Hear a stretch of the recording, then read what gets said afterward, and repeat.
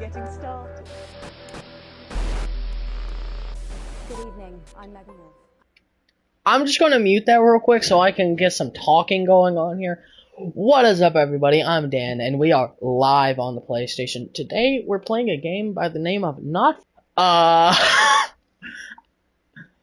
I just here, even though this is just a fucking title screen, I am already shitting myself. Anyway, I'm going to turn up the volume. Hopefully there's no copyrighted music. Actually, here, I'm also going to...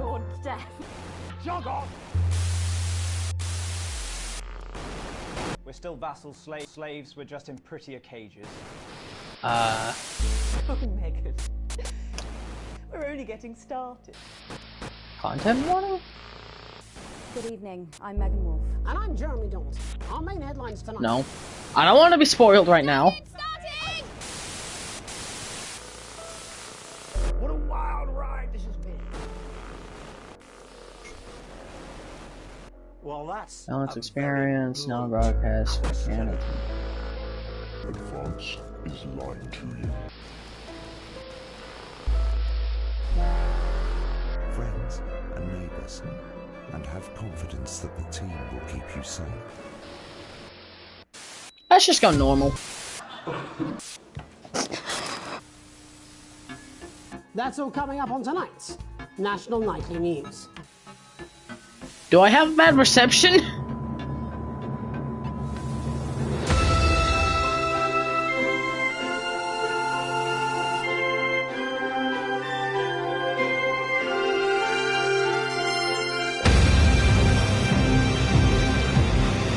Maybe I should have turned it down a bit. Popular and trusted news anchor for now? What the fuck?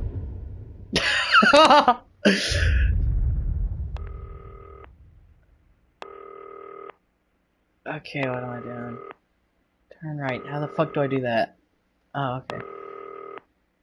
Hi, David, I have a call for you. I'm just putting it through. Alright, mate. Dave here. Listen, I know you've only come in to clean up the place, but I've got a bit caught up, so, you're gonna have to run the news tonight. Now, don't worry, it's not hard, and I'm gonna stay on the phone and help you. First, I'm gonna give you a quick tour of the broadcast room, so if you're not doing it already, look forwards towards all those screens. Right, look up at the top. That coloured bar is your audience. You want to keep the viewers going up and not down. Underneath that, you've got the screens. The one on the right is the... Oh, I think I might make the, oh wait, no, it's already on the lowest setting. Fuck. Okay, I'm trying to think. Where should I put the camera so that way it's not in the way of anything? That's what the viewers are seeing at home.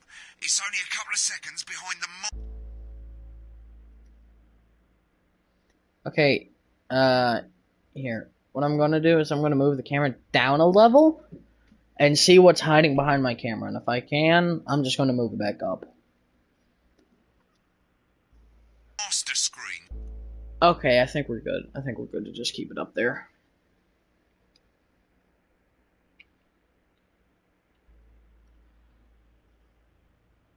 Did I move it? No, I turned it off. Motherfucker. Okay, there we go. Okay, we're good. That's the one you control. Now the four small screens on the left show the different signals coming from the studio, and you can choose between them using the numbered buttons on the vision mixer at the bottom left. Don't worry, I'll talk you through it and you'll pick it up in no time. Now, have a look to your left. These plugs control everything in the studio. I've left them set up for you, so provided you haven't fiddled with them, all you have to do now is throw the master trip switch and we're in business. Once you've got the power on, face the front again.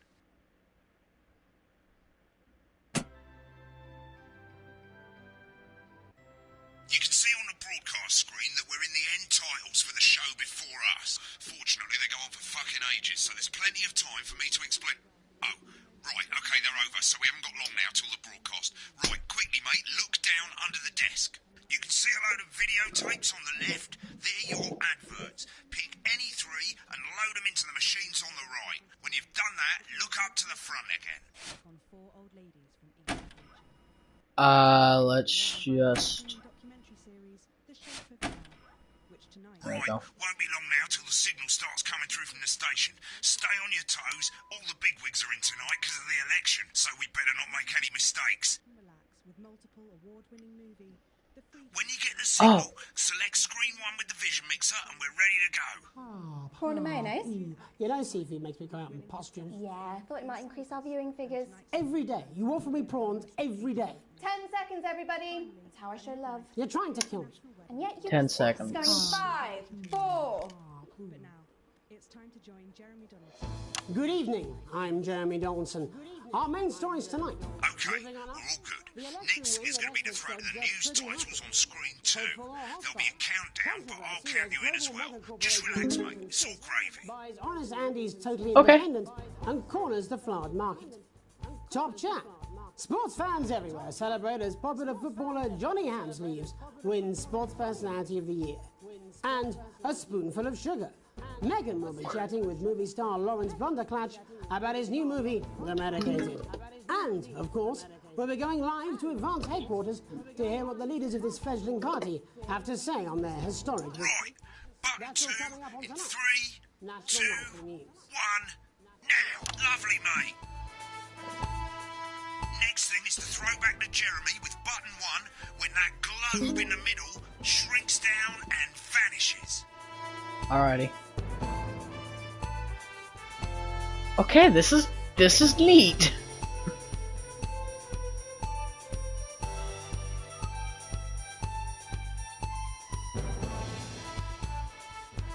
Here it comes. Switch to screen 1. Now, lovely, mate. But first, the votes are in and it's a decisive win for Advance. We often get a bit of interference around this time, mate. Keep your eye on the machine at the bottom right, and use the right stick on your wireless controller Advance to have move caught the the voters wave up up and and down the down, country with keeping their the bold green promises bit of in the permanent white change. bit. But critics have accused him of a severe lack of actual policies and of being deliberately vague. The opposition parties have all conceded defeat to Advance's overwhelming mandate, but have yet to appear publicly. However, former Home Secretary Right, it's Geoffrey going well. All you've got to do now is play the advert at the end of the segment. Make Okay, sure you then. don't play it too early or we'll all get fired. Now the clock at the top is counting you down to the advert. When it reaches 0, press one of the 3 play ad buttons over there at the bottom right. I normally play the first one at the first break and so on, but you can play them in any order you want. I'll count you into it as well, but keep your eye on the clock. to hear the co-leader's Wait. acceptance speech. And 3, 2, 1, advert. 1 minute back, everybody. Jeremy, I need you to fill after the ads. What? Why? Wanker Snatch is running late. Deals. It's a steal. We're crazy deal. We don't care if you've been naughty or nice. We got green sofas, red sofas, brown cushions, pink cushions. You've got a grey sofa. We've got a great sofa. In a grey, a brown, a pink, a yellow, a purple. What did I pick? Wicked. We made it to the first ad break. You're doing great, mate. But this is where it starts getting a bit trickier. This next sequence is what we call a multi-cam sequence, because you're going to be cutting between multiple cameras to keep things interesting. A lot of it's down to personal taste, but here's 3 good rules of thumb. 1. Try and keep the shot on whoever is doing the talking. 2. Don't stay on the same shot for too long, 10 seconds at the most. So if you're on the person who's talking, try and throw in the odd reaction shot or pull out to the wide shot for a bit just to keep it interesting. 3. Don't stay on reaction shots for too long. A couple of seconds is usually enough. Then the audience want to see who's doing the talking, yeah? Stick to these rules and you'll be fine. It's not as complicated as it sounds. You've seen programmes on television, haven't you? Make it look like those. Might as well get screen 1 selected now. No need to wait for the broadcast to start. Try and stay ahead, mate. Crazy Neil's got crazy deals. You want a toilet? Okay, 3 rules. Stay on who's talking. Switch cameras around every 10 seconds. Get a reaction shot or 2. 3 seconds at most. Got it, brother! We can do you a toilet. We can do you a toilet next to a chair. We can do you a chair next to a toilet. Hell, we can even do you a toilet chair. So you come on down, you bring your ass, we got it, you want it. You want it, we got it, you want it. You pay us. You want it, we've got it, you want it. You want it, we've got it, you pay us. Welcome back to the National Nightly News.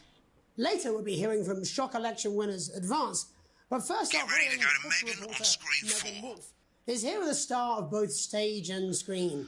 Megan?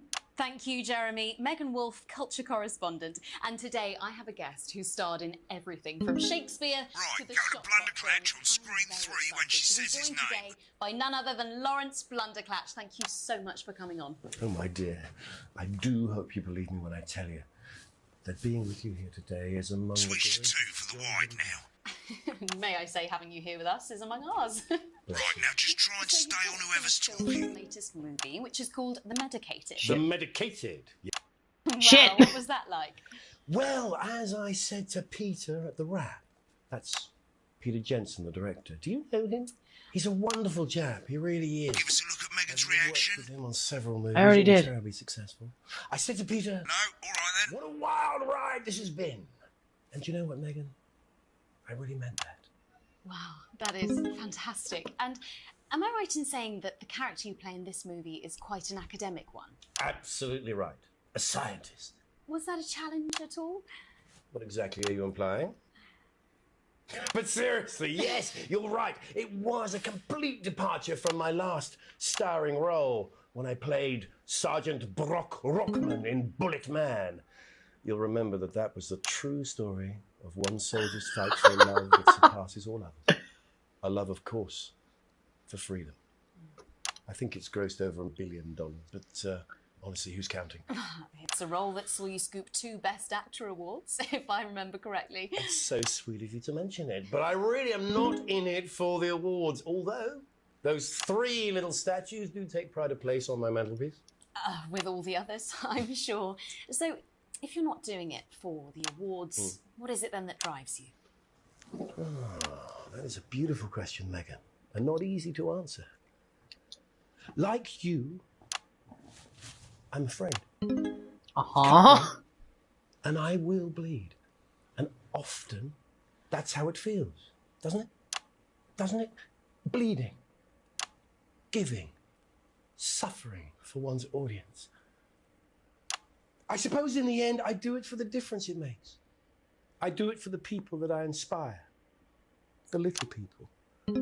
But most of all, I think I do it for the positive change that I can bring about in the world. And today, of course, we're in for some real change, it looks like, in the coming few months. What do you make of this historic election result? Oh, well.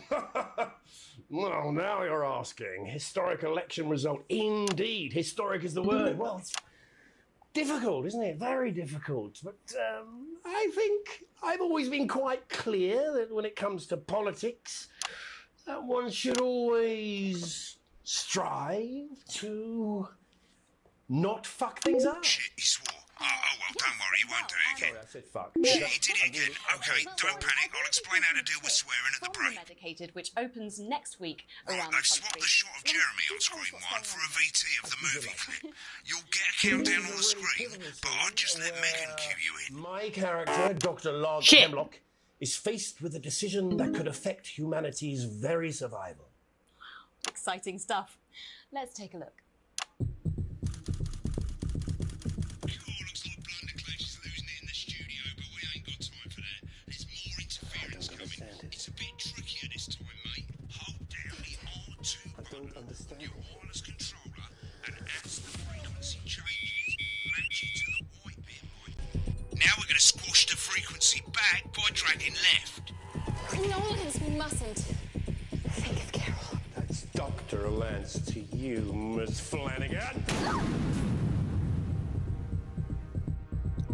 Christ. Lovely, mate. For you, baby. Next, we're going to change the amplitude. Dr. Same Hemlock. as last time. Hold down the R2 button, but this time, move the right stick Hemlock. up. Upwards, mate, upwards. I'm going up. I'm drowning, Lance, you said. You need to see this. Right, now let's match it back by going downwards. Hey, firm. The virus. The sterility. This formula. This is the key. We could stop it all. Bloody perfect, mate. Okay, we're We good. have to ask ourselves. At the end of the clip, you'll want to play another ad. Remember to use the clock at the top to count you in. Hey, firm, big brother.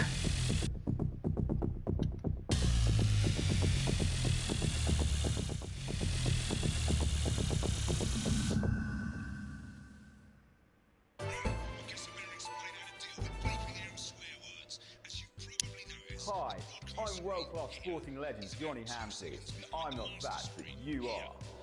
Uh-huh. Don't worry, ladies. Now you can have me, Johnny Hamsey, right there in your lounge. Johnny!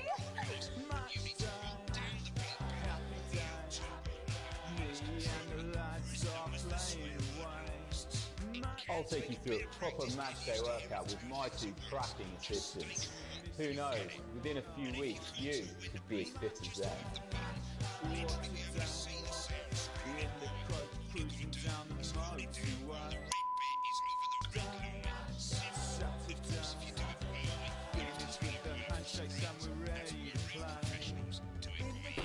Did you know that fat people are less likely to last married or live past the age of 26?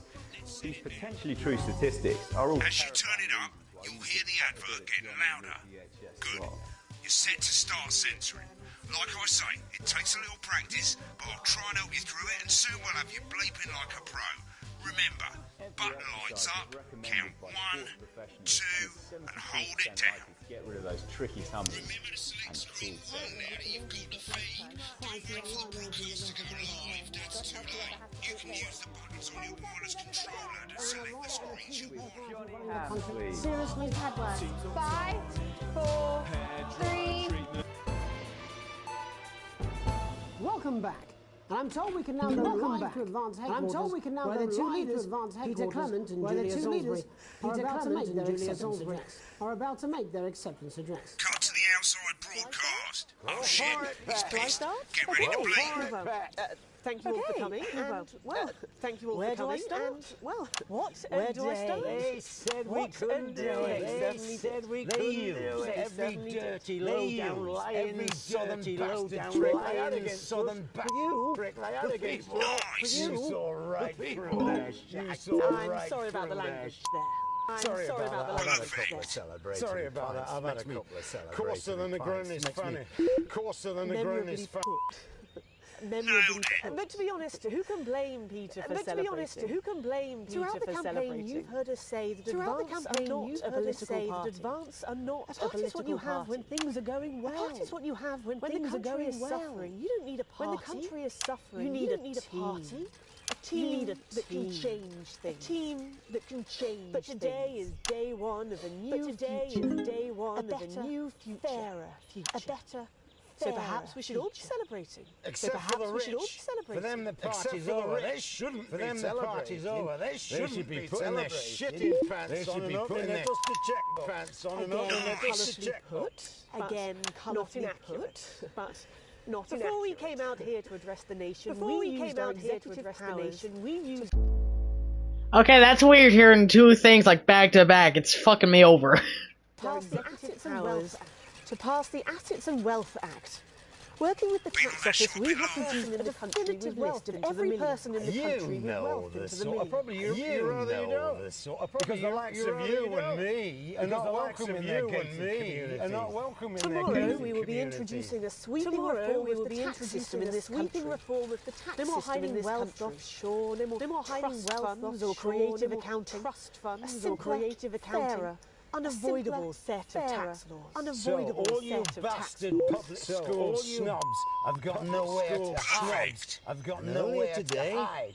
We revoke your passport. We revoke your passport. You want to leave like you threatened before the election. That's fine. You're going to pay first. You're going to pay back. Advance are going to turn this country from a nation of warring individuals to properly fund health and education, to properly fund health and education standards of us all, to raise the living standards of us all. Said we'd have to raise billions. You'll see when we've reclaimed what's ours. When we've reclaimed what's ours. That's absolute. So to you posh twats. So to you pay your pittance to serve and drink. Shit! The people whose children you raise, so they've got time to get even fucking richer. Advance have this to say to you. Advance have this to say to you. We are coming for your sports cars and your mansions and your sports cars and your mansions and your vineyards. We will put the wealth of this country back where it should have been. Okay, you know what? If you're just gonna. In the hands of the people who created it. In the hands of the people who created it. Today. Yes. It ends today. It ends and tomorrow today. We'll start making it fair again. We'll start making it like we promised we would. And until then, ladies and gents, I suggest we all get pissed. I can't argue with that. I can't argue with that. Thank you for your time. Well, interesting acceptance speech there from the leaders of Advance. And our apologies for the fruity language. And our apologies for the fruity language. Bleeped out for you in time. Hopefully we got that bleeped out for you in time. Someone's going to be in trouble. If not, someone's going to be in trouble. So, as the country braces itself for new government, that's all from us this evening at the National Nightly News. That's all from us this evening. We'll be back tomorrow with full coverage of the first day under Advance. With full coverage of the first day under Advance. Have a peaceful. I'm Jeremy Donaldson. Have a peaceful. And we're out. Right, looks like you've got it now. Thanks for all the help, mate. I've got to go. Ferry's about to leave. Probably won't be coming back. Chop's yours, mate. Good luck. This is not some You should be so lucky. I'll see you tomorrow night. Not coming for a drink? No, got a date. Lucky you. Try not to get murdered. When the programme's finished, you'll get a broadcast report. It's 3 pages. This first page shows you how well the broadcast went. Each sequence and an overall grade. Remember, grades mean bonuses and they keep the boss happy. If you want to know more about how it went, select more info. If not, select continue to move to the next page. You know what? I want to see how it went. Section for when you really want to understand what happened during the show. You got a graph there showing you what the audience did. They're a fickle fucking bunch. And of course, you can really drill into the details if you want to get better at making TV. I never came here, never once. Okay. This is the important page. It tells you how much you're going to get paid and how much wealth you Broke ass poor. To the bottom shows you the financial state of our main advertisers. But you don't own any fucking shares. You're a cleaner, for God's sake, so why would you care? You're right. Why would I care?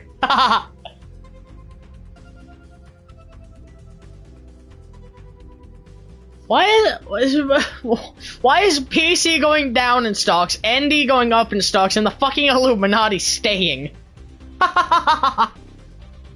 Current wealth, broke ass poor. There it is, brother. This is the last page, and it tells you the state of the world. Tells you how well the government's doing, and down the bottom there, this one's important. Tells you what Channel 1 currently thinks of you. In other words, what the boss thinks. They like. Okay. Good. Alright, mate. Welcome to the archive. This is where you can have a quick look back at what you've done and how it looked to the public. There's 3 sections: broadcast, rushes, and adverts. Let's start with broadcast. Pop in there now. Over on the left, that's all the broadcasts that you've done. Choose any one of them and select load tape. Once it's finished loading, you can use the rewind and the fast forward at the bottom there to help you get to the bit you want to see. Well, in a few moments, we'll be going live to tonight's national...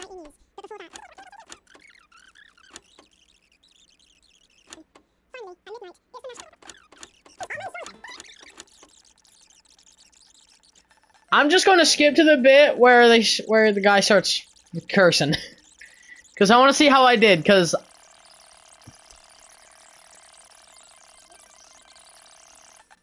right. May I say, having you here with us is among...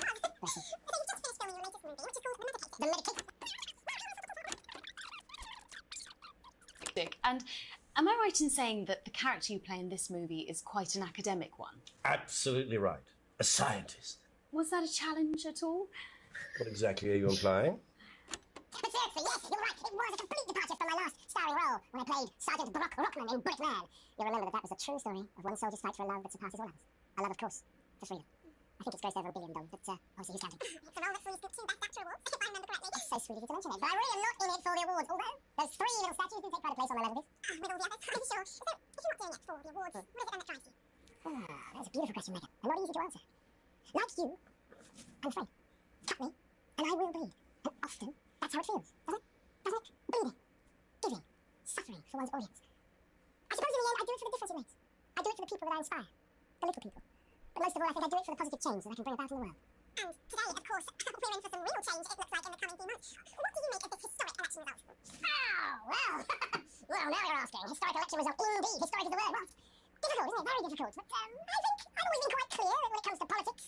That one should always strive to not things up. Yes, well, Sorry, I said fuck. no. Is that, I'm really, I'm Well, sorry. Lawrence, I believe you brought it. Is that, I'm really, I said fuck. No. Is that, I'm really, I did okay. Right, now let's take a look at the rushes. Right, this is the rushes room. It's pretty simple. The 4 screens you can see, they're going to show you the 4 signals you got from the studio backstage secrets. Hit back.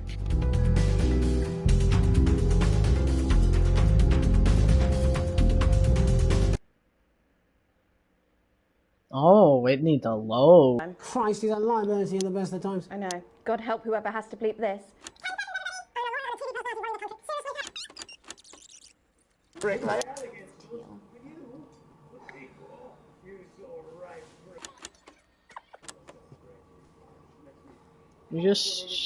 They're just staring.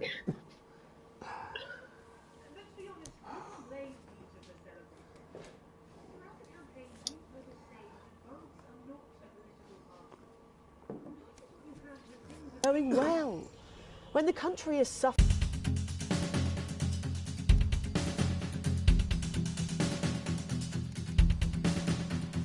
Oh. Okay.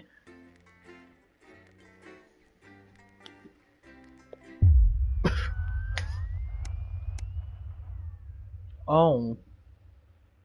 So what, I'm just skipping day 2? You arrive home to find post on the mat than the usual junk mail. One letter, however, catches your eye. The team wants to know you. It's a form of the new advanced government information of all the citizens. The first page is filled in already. Your name, Alex Winston. Your spouse, Sam Winston. Your children, Charles Winston, 14, and Susie Winston, 19.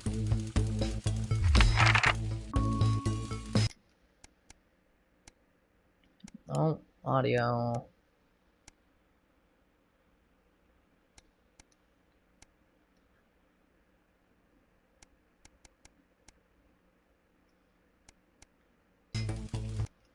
Okay.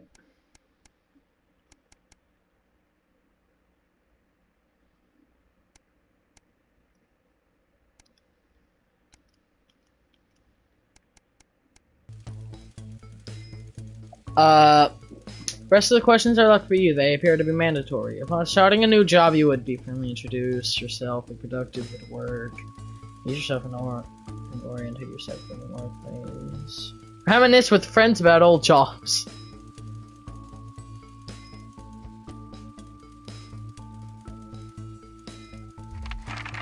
That. Calling in a different department has... They've been talking about home confidential something something. File of minor importance has gone missing. You would help your colleague cover up their violation. Recommend that your colleague reports it. Promises your colleague that you won't tell anyone. Report the violation to your supervisor immediately.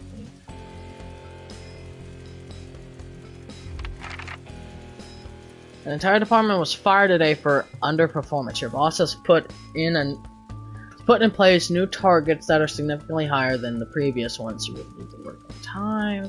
Stay late to ensure you hit your first deadline. Leave work early and head to the pub to chat about the changes with colleagues. Leave work early and head home to see your family.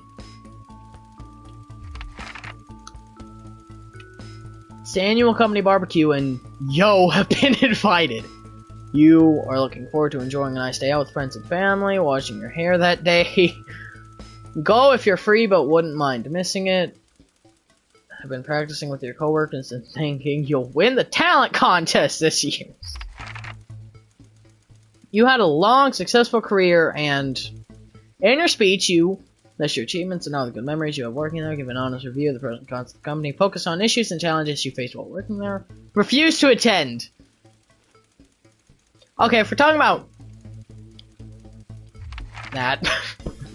In spare time, you like to relax alone, doing things, listening to music or making models, attend political rallies and stand up for what you believe in, encourage and support your children with their hobbies, play in your local sports team. Your ideal holiday getaway would be surrounded by natural beauty, getting away from the strain of the daily grind, exploring somewhere unfamiliar, discovering new experiences and challenges, a structured day out at the theme park, bursting with thrills and attractions for you and your family, or to get away with your partner.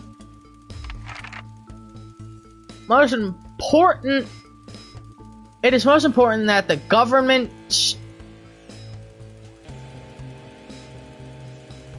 equal. Thank you for your cooperation. Sign your name. Okay, cool. Oh, we skipped 3 days this time. We're going to day 6. Got it, brother. It's late. Sam and the kids have gone to bed. You're drying up a favorite coffee cup, a worn-out souvenir of your first trip together. The print's faded, but the goofy face still makes you smile. They're in the garden, clutching something. I'm guessing children. Chris, Sam's sibling. As soon as you let them in, they sit at the kitchen table, visibly stressed. So sorry for bursting in so much. Okay, here.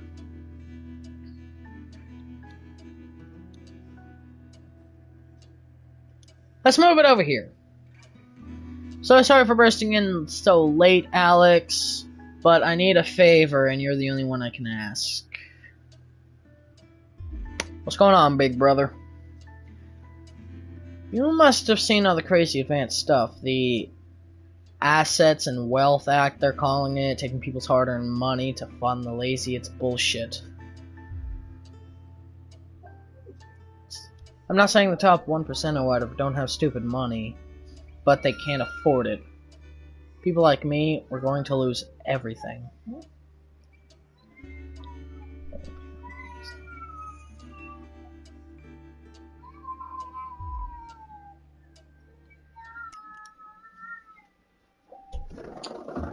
I will be right back.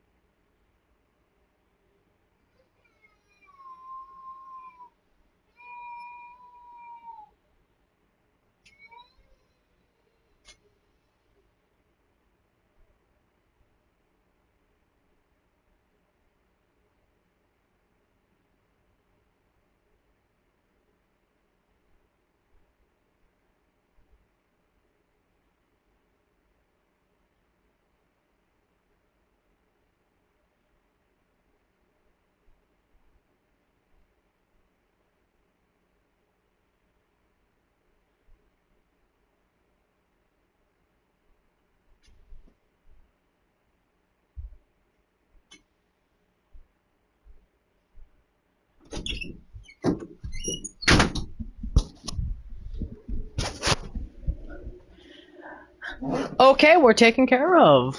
We're good to go. Let's continue. We're gonna take everything, Alex. Everything. I've spent my life building, and I can't let that happen. I need a favor. Chris's eyes find the floor tiles. I need to borrow your passport. Wait, what? They've taken mine and half the bloody countries, but people say you and I look similar, so I need to leave before it's too late. Once I'm out, me and my money will be safe, but I need to go now before they freeze my account. Please, Alex.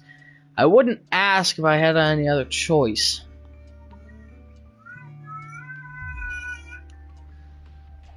You're joking, right? I've always done right by you and Sam. I've treated your children like they're my own or family. Does this mean nothing to you? This is... You can't just take my passport, dog! I'll solve this myself. In the sink, in the trash, on the floor, on me? Where did you spit, motherfucker? If you spit on my floor, I'm gonna pay you for that. You spit on me, I'm gonna fucking tell you. So much for family loyalty, eh?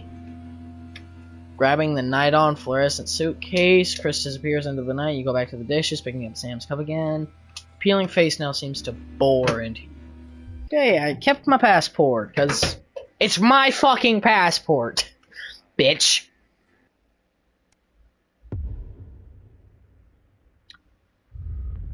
Okay, I was wondering, what the fuck is that? That was not open before!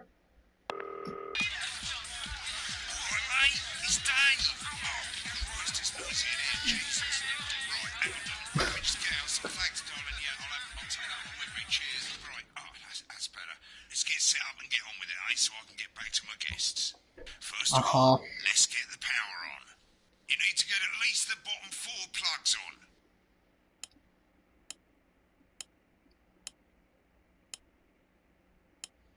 Right, let's load up the adverts. You might want to have a bit of a think about it. Your decisions have consequences, don't they? We'll play it at the end?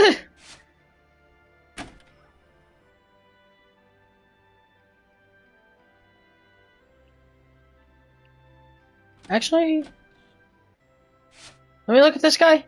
Their stocks are going up, so their stocks are staying the same.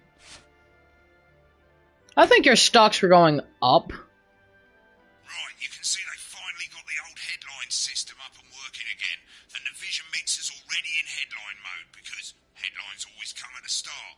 It's really simple, mate. These 2 buttons at the bottom of the Vision Mixer, you can see they now have A and B on them. And then help you pick image A on the left bottom screen here, or image B on the right bottom screen here. It's really simple. This little clock here will count down the number of seconds you have to make your decision. Provided you make a decision in that time, you're fine. And you can change your mind as much as you want until the clock reaches 0. But if you don't make any decision, you'll be fired before you even get to make another choice. I just want to say one thing, mate. The pictures you choose to show of these people, well, that's how the public is going to perceive them, and that's going to affect their lives. So, like with the adverts, choose carefully. No, and we're off. Good luck, mate. If I get time, I'll call you back in the next break. Yeah, I'm coming, darling. My friend Janet says theirs gets really hot. Is Janet who thinks dogs have their own secret language? Yeah, the one that mistrusts the moon. 10 seconds, everybody. Not the best source of consumer advice, then. Don't blame me when it explodes. Going in 5, 4, 3. It's time to go over to Jeremy Donaldson for tonight's National. Good evening. I'm Jeremy Donaldson. Good evening. Our main headlines tonight. Destination unknown. At the end of Advance's first full week in office, we ask exactly who's leading this charge. Tonight, I'll be discussing what the new future may hold. It's blue, right? Yeah, it's blue. With the Assets and Wealth Act on the brink of raising living standards for the vast majority of the country, I'll be asking my guess if we're on the way to a new future. If we're on the way to the old Remington Smith have appointed Sophia Remington as their new CEO. The following photo, taken from our archive, gives us a sense of this influential young fireman who, at the tender age of 23, becomes the youngest female CEO in history. Sophia Remington's appointment is a risk for the giant mega corporation. Sophia, as our regular viewers will be aware, has always been a wild child and has been romantically linked to several movie stars. In her first press conference this afternoon, Sophia announced a children's toy named Mr. Snorkelhusk. Sophia promises it'll be all the rage this Christmas, but concerns have been raised about the product's safety. Making us back. Intrepid scientist Dr. David Wall and marine biologist Ingrid Swarsborg and Morgensford have today set off to explore Dante's tape. The recently discovered cave system was previously thought unreachable, but thanks to a new breakthrough in underwater flower technology, the pair hope to successfully reach the imposing central cavern and the undiscovered plant species it contains. This is, of course, only the latest in a series of successful expeditions for this unlikely pair. In a joint statement about the dangers their team might face, the pair stated, "We will face the plentiful challenges together, like we always have." Playing the field, rumours about the sporting legend Johnny Hamslees is not leaving Bush. What does image mean? The footballer was caught while out celebrating being named Sports Personality of the Year last week, as reported by this very programme. And velocity of that spray. It looks like Johnny may have been celebrating a little bit too much. I certainly wouldn't want to be his dry cleaner. And Grievous bodily charm. Yikes. With advance promising a radical new position on crime, how afraid should we actually be? I'll be going live around the country to talk with people who've seen the criminal justice. Let's go B. With more and more people saying they're scared to walk the streets alone at night, could this be exactly the right time for advances new approach? All that. So wait, why is your okay, you know what? I'm not going to start getting into gang shit. A group of young actors already experiencing the positive side of the new Assets and Wealth Act firsthand. They'll be talking and performing later. That's all coming up on tonight's National Nightly News.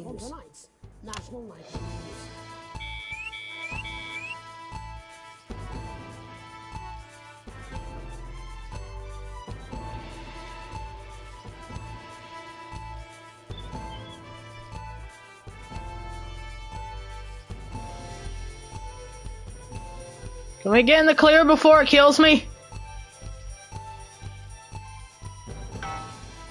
Good.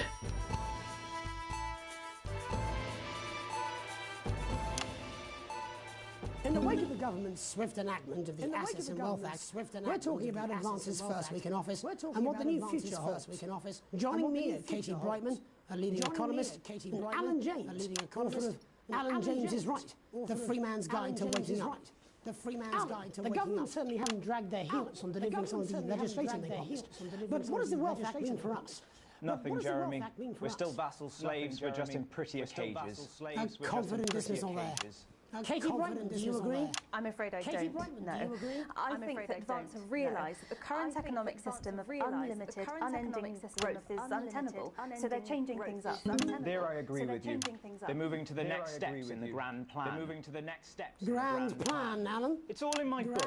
Alan James is right, Jeremy. Alan James is right. We're to become the great Jesus. Ignorant, sterile, and short-lived. That's what they want. Or perhaps Advance have just realised that if we carry on the way we are, we will destroy ourselves and this planet in a mad orgy of consumption, if you'll excuse the colourful metaphor. Yes, orgy is the right word. Only it'll be the overlords having an orgy on our poor broken backs. It's all in my book. Alan James is shamelessly self-promoting. Katie, how does the rest of the world respond to this new approach? I think they're watching carefully. Advance are the most destructive threat that the world's powers have faced since the last Great War. Yes, Katie's right. War is inevitable. Thank you, but that isn't. And this will not be a war like we've ever seen before. We're talking millions of deaths. We're talking high-tech weapons that can level entire cities. We're talking entire cities. Mock me all you like, Jeremy, but when they murder your parents and they poison your food and they take you away to their camp for hypno-brainwashing, you'll be laughing. That might be a great way to sell books. This one. You know full well that isn't going to happen. Christ! Yikes! Democracy is dead. Yes, Advance are radical, and change is always frightening, but the truth is that the Wealth and Assets Act has made more than 90% of the population wealthier and is on target to produce a permanent end to poverty. Bollocks! But what this young lady doesn't understand, Jeremy, is that these are the same people. Maybe they've rebranded, but it's all a little circus act to keep us from seeing the tyrant behind the curtain. That's where you're wrong, Alan. For a start, they've mobilised the youth vote like we've never seen before. You say mobilise, I call it you say mobilise. The grooming of an entire generation to walk happily into eternal bondage. They're like psychic pedophiles. That's based on the facts. Katie, what are your based on the facts? The Assets and Wealth Act is only the first step. Advance now have a historic budgetary surplus, and as well as properly funding our public services, they're already funneling unprecedented amounts into scientific research and the arts. Or, as I call them in my book, Frankenstein. Good God. Frankenstein and opiates. Like opiates, see? Can we get back to the issue at hand, please, Ellen? Can we get back to the issue at hand, please, Ellen? It's all coming from the water, the chemicals, pumping it full of belief juice. Don't get me wrong, I want to see these changes, but only if they're sustainable. If Advance lose their power after spending half of our GDP on dismantling infrastructure, that could be catastrophic. The catastrophe is that they're succeeding. They've got us sat here talking about their puppet show. All right, we're running out of time. Quickly, Alan. What does the future look like to you, Alan? A bleak space where we've all been figuratively sodomized into submission. No, of course. Katie, we might be on the eve of a brave new world. God knows we need some change, but we need to be cautious. Let's walk forwards with our eyes open. two very different visions of the future there. Alan James, Katie Brightman, thank you for joining me. When we come back, thank you for joining me. I'll be investigating law and order before Meghan meets some beneficiaries of the Assets and Wealth Act. That's all coming up tonight on the National Nightly News. 1 minute back. You know, I think they might do some good. Strengthening your body when you can strengthen your face. We believe your skin does. Well, we'll see who's full of shit, won't we? Alan, I can explain it to you, but unfortunately I can't understand it for you. Pulls the dihydrogen monoxide right. Well, I don't know what she meant by that. Crisp, brittle.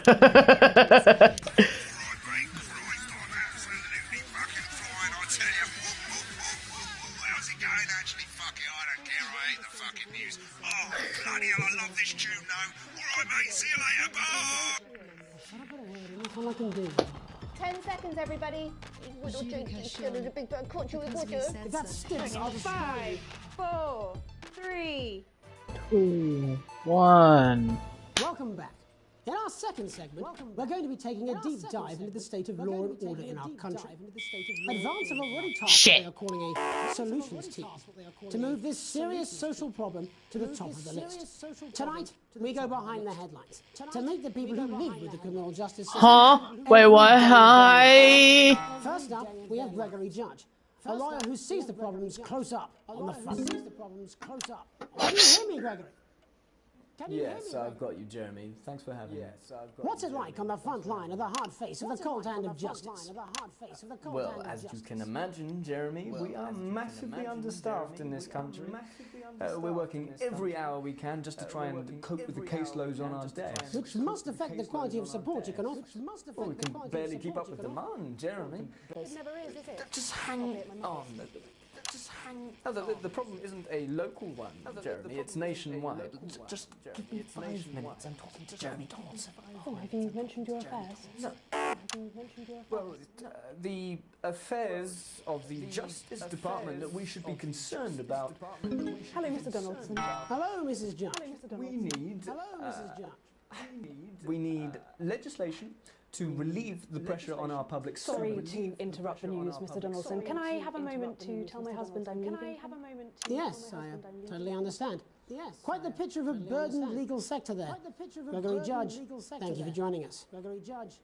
Next, I'm joined by Police Chief Constable Bob Peel, a man with a very different perspective on our nation's crime. You can see on the screen. There's a problem with the system, Bob. Do you think there's a problem? I'm sure we all do, Jeremy. I am sure we all. God damn it! Return to the days when you could safely walk the streets of your community at night, looking in through windows and generally enjoying your neighbours without the risk of being terrorised by some thug with a knife or cosh.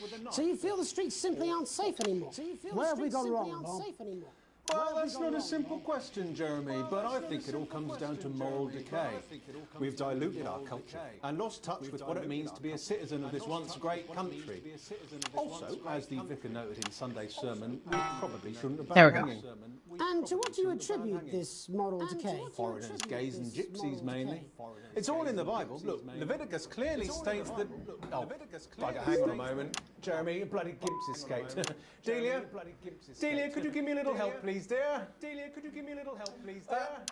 As I was saying, English didn't like immigrants much, did he? And just to be clear, you think it's the immigrants who are responsible for the moral... Absolutely, Jeremy.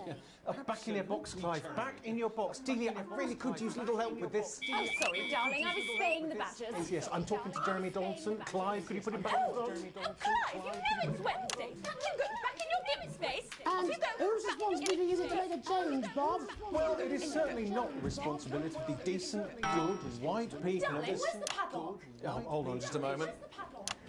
Clive, this simply won't do. Naughty, naughty, naughty boy. Mummy said... Clive, I'm not having this again. Mummy said, get back to your kids. Naughty, you beast, Clive. As I was saying, Jeremy, moral decay. Crime is the responsibility of the criminal, no one else. Look, everyone has a sob story, but we don't all end up as parents, do we? Look, when our daughter Alice comes home with an A-, does she go on a killing spree? No, she takes 3 of her pills and hides under the stairs like a normal child. Thank you, Bob. Bob Peel there. We're locking down the police's position on morale. Okay, so random guy came on, and he got left by girlfriend or wife, and then a fucking police constable, or maybe police chief came on, and there's a gimp in his closet! What is this game, dude? Tonight, hopefully uninterrupted. It's time to get to the heart of the matter. Tony Dawson has recently been released from prison after serving 3 years for aggravated assault, burglary, and menacing a swap. He's agreed to talk to us today, which is also, I believe, his birthday. Many happy returns, Tony. Many happy Cheers, returns, Jez. Tony. Call me Titwank, Tony. Everybody else does. No, I'm not going to be doing that. Can you tell us what it's like in prison, Tony? Can you tell us what Titwank, it's like Tony. in prison? Titwank. Prison's a mixed bag. Structure's quite nice, but it's a constant battle against institutions. Are we in the UK? Because almost everyone sounds British. I'm not trying to say anything bad here, but it sounds like we're in the UK. It sounds like we're in England.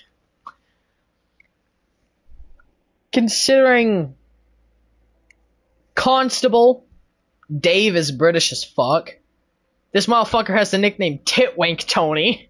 I want to say we're in the UK. Or at least in England. Okay, I'm running. Institutionalization, as you can imagine. And obviously, Titwanks are quite hard to come by. I'm picking up that you're not alone there, Tony. Titwank, Tony. Yeah, sorry, my friends are throwing me a surprise party. Good bunch of lads. Okay, well, we're trying to let you get back to that party as soon as possible. First, let me ask you this. Do you feel that your time spent in prison helped to rehabilitate you in any way, Tony? Titwank, Tony. I don't think it's as easy as that, Jez. I don't think it's as easy as that, Jez. Sopen! Yeah, I think asking that is an oversimplification. It sounds like it's getting quite busy there, Tony, but let's try and soldier on. Since leaving custody, have you been able to find a new job? Yeah, all the boys are here. Big Chris, Little Chris, Big Chris, and Vampire Chris. Little Chris, and Vampire Chris. This one's, yeah? Yep. One sec, love. Tony's on the news. One sec, love. Tony's on the news. Rehabilitation's difficult with the current system, Jez. Just not set up for it, you know? It's inherently unjust. So, do you feel tempted to... I'm sorry, who's this guy? You are joking. Chrissy Free Bollocks has only got Mr. Fancy, oh. Has only got Mr. Fancy, oh. Not now, fellas, I'm on the news. It seems like we've caught you at a bad time. Oh, I can't really hear you, mate. It's getting a bit busy here. Jesus. Yes, we seem to be losing the signal there, Tony. Fucking way, believe that! Well, we're just trying to get that signal back. I think we... Yes, Tony? How does this happen, Tony? Can you hear me? Well, we seem to have lost our train of thought there a little. Hopefully you, the viewer at home, have managed to glean a broader understanding of the serious and complex issues around law and order. After the break, Megan will be live with some plucky young thespians. Don't go away. We'll be back after these messages. Oh. 1 minute back, everybody. Mate, I ain't got long and I'm quite drunk. It's been a great night in this next section there's a bit of music. If you edit in time with the music, you can see the result on the Vision Mixer, and the public will love that. Don't worry if you don't know, you won't get punished for it or nothing. Just try and stay in the groove. Also, one last tip, when the music starts, turn down the broadcast volume. Right, enjoy the music bit. God, I love music. God, I'm so pissed. I think I might go and throw up in a bit. The fuck? Look, it's alright, I've got this. I'm sure he's on his way. Come on, it's welcome back. How hard can it be? This is on you. 10 seconds, everybody. We're going to open on Megan. Camera 2. Going in 5, 4, 3. Welcome's Black. I'm Megan Wolf, and on tonight's Culture Spot, I'll be chatting with one of the first beneficiaries of the Assets and Wealth Act, a team of inspiring young people from Scritchford Sixth Form College who today received a grant from Advance to take their play, Hey, Friendship, on a tour of local secondary schools. Welcome to you all. Well, let's start with you two, Harriet and Charlotte Winstanley-Hamilton. Girls, you must be thrilled. We are, Megan. We're overwhelmed, to be honest. And I believe you two are sisters, is that right? Yes, Charlotte's my oldest. I'm the older, more popular one. Harriet and Trey were really the ones who came up with the whole idea. So, Harry and I were shooting the breeze in the cafeteria, and I said, hey, let's actually do something. So I went to look for a drama teacher. But she'd been laid off due to budget cuts. Fortunately, I directed a pantomime when I was at university, so I knew the ropes, as it were. Right, yes, but you're the maths teacher, aren't you? Yes, that's me, Jeff Algebra. Maths. There it is. Yep. That's another fucking sign that we're in England. Maths. And also the fact that the subtitles have favorite with a U and color with a U. Maths teacher. Maths is really important. Oh, thanks, Steve. Maths is really important. Yeah, thanks, Steve. As is theatre. It's one of the oldest art forms in Roger. Aristotle. I just think that when we travel around all these problem schools and the poor kids see us, they say, hey, I really want to be like those attractive kids. And that's a very beautiful and powerful thing. We touch our audiences and they touch us. I suppose with a surname like Algebra, there was really only one choice of career for me. My wife, Angela, and I, we often laugh about it. Angela Algebra. Yes. Angela Algebra. Yes. We just want to bring a bit of song and joy into people's lives. And teach people about the difficult issues. The issues in the play are what really matter. And I think you're going to be showing us an extract from this play, aren't you? That's right. To put into context, I play a young first year who's having some troubles at school. Her character doesn't actually have a name, yeah, because in a way she's like all of us. It's like a metaphor. Maybe she's you at home, or like maybe she's you, Megan. Maths is really important. Yeah, thanks, Steve. Put it in, coach. Yes, thanks, Steve. Right, well, I'm going to have a little chat with your teacher while you run off and get ready. I can't wait to see it. That's it, that way. So, Jeff, when did you first hear about the grant? 2 days ago. A letter from Advance arrived at the school. Now, the headmaster thought it was all a prank, but his secretary retrieved it from his bin and brought it to me. How? How did you react? I also threw it in the bin. How did you react? But then, Harriet and Trey rescued it, and they rang the number at the bottom of the page, and next thing you know, we're on tour. Wow. Well, I think we can all guess which way you'll be voting from now on. Do you know what? It's funny, because Angela and I don't usually vote. We're not very political.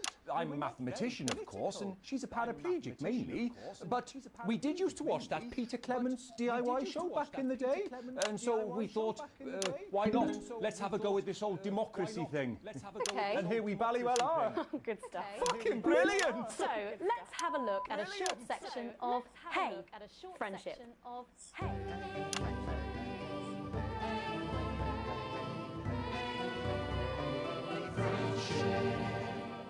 Dear Diary, I'm not sure I can take another day at this school. Another day of tears. Another day of fears. Another day of fears. But still I walk the corridors alone. Alone. Dreading what might be around every corner. What's around the corner? What's around the corner? What's around the corner? Oh, hi, Gary. Oh, heavens no! It's Gary the Fist! Oh, heavens no! Gary the Fist! Going somewhere, little... I don't know what camera I'm supposed to be playing. I'm just depending on what's green and what's yellow on the vision mixer. Great. I've been looking for some poor victim to bully all morning, but will this make me feel better about my violent father? Excuse me. I'm late for maths. It's my favourite subject. I'm late for maths. It's so important. And so important. Maths is for losers. What? Maths is for losers. My arm's stuck, coach. Keep going, for fuck's sake. Right. Keep going, for maths is for losers. Now, give me your lunch money. Now, double lunch for me today, but why am I only truly happy when I'm eating? Not today, Gary the Fist. Not today. What do you mean not today? Who are you? What do you mean not today? My arm's free, coach. Brilliant, keep going. Right. Who are you to stand up to me? I'm Gary the Fist. And you're just a sad little girl with two gay dads who's all alone. Gary the Fist. These are my two new friends. Vanessa is captain of the netball team. Yeah. And Blake owns a motorbike. Yeah. But gay. But I can't fight all three of you, and I don't have any friends of my own.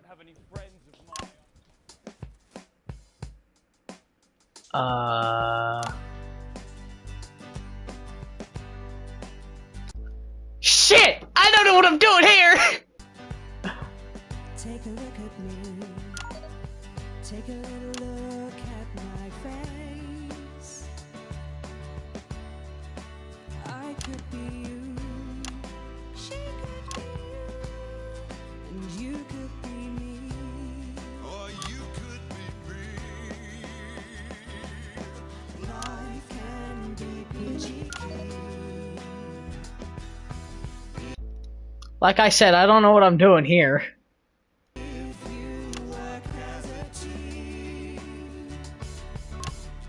It's my choice to remain. So stop now, make a different choice.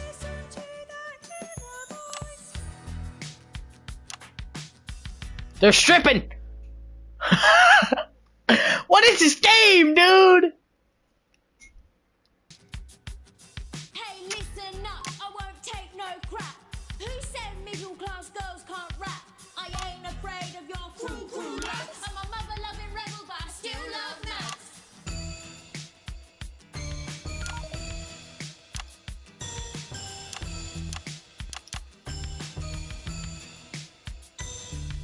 Hey, kids, I'm Gary the Fist. People think that folks like me probably shouldn't exist, but that's just prejudice, and I'd do better if you knew the way that I became Gary the Fist.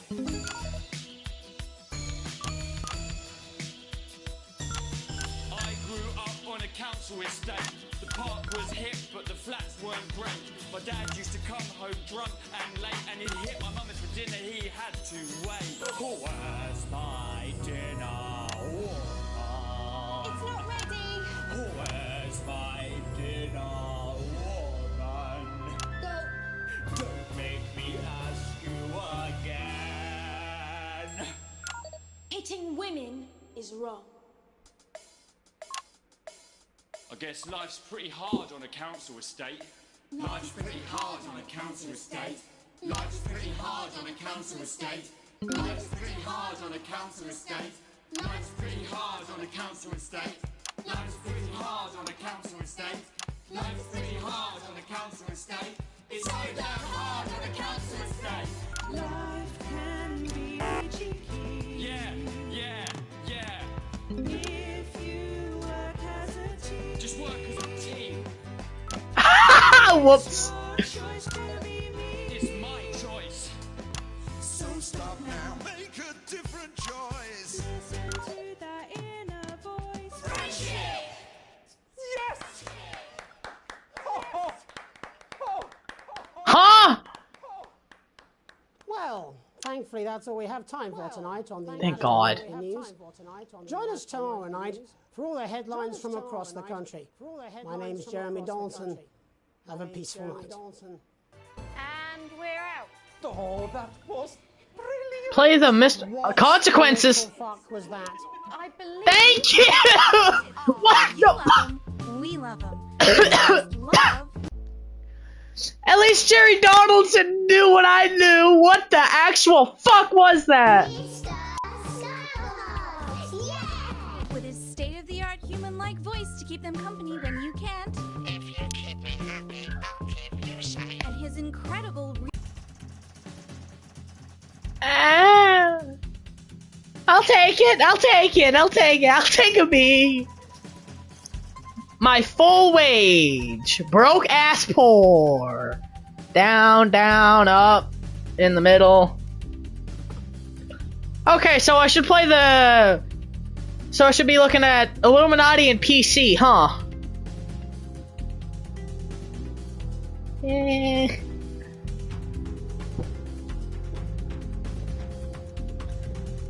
Okay, let's just continue on with the game.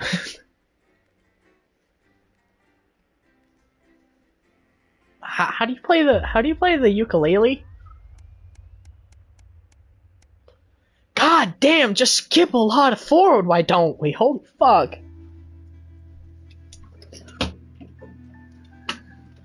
You arrive home after another long shift, find a note waiting on your countertop. You recognize Sam's hurried scrawl. Chris has been evicted for not paying rent.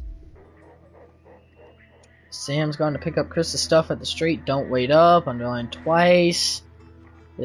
So this is your fault now, is it? You sulkily press play on the cheap horror film you were going to watch together. It used to be absolutely terrify you as a kid, but always makes you two laugh. It's not the same without Sam, but you still chuckle to yourself occasionally. Since you get to the good bit, the part where Candy decides to investigate alone, your 14-year-old son interrupts. He wants to go to a friend's house.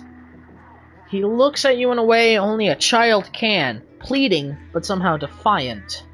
You let him go as he promised to be home by 11. You tell Charlie no, he knows he's not allowed out this late on a school night. Charlie's voice gets louder and louder as he sees you're not going to change your mind. You pretend that this is for my own good, but you really want to be left alone. I fucking hate you. He hesitates. He knows he's gone too far, but in his rage, he can't bring himself to go back down. Before you can open the mouth, you decide to give him some space. You both need to cool down. Just give him some space. In the morning, you knock on your son's door. There's no reply going in. You see his bed is empty and the window is wide open. That cheeky little... When Charlie comes home that night, you ground him until further notice. He has to accept that there is consequences to his actions. Oh, okay. Hold on. We don't have to skip like 20 days ahead. The fuck? Can't help but crack a smile as you look around the table. The snow has settled on the grass outside. The kids are pulling a cracker while your elderly mother tries to keep her eyes open. You did always have a soft spot for Christmas. It's been a tense afternoon, everyone can feel it. It's the first time you've seen Chris since you refused to part with your passport. It's a big change for Sam. The two siblings used to be inseparable. The clatter of cutlery is all that can be heard at Chris's stare pointedly at you. Your mother stares vacantly at you, confused. She comes back to herself with a state of recognition. Yes, thank you, Alex. It's lovely, she murmurs.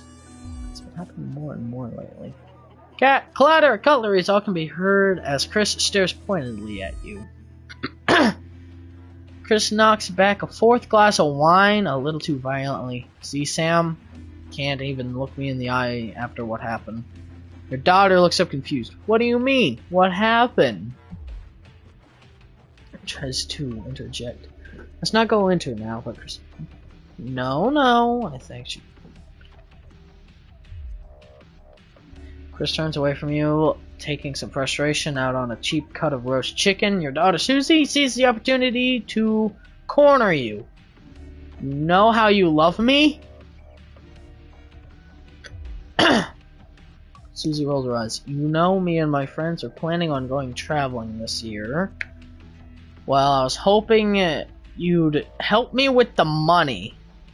She interrupted by Chris, who makes a decisive snort. I wouldn't hold your breath, Suze.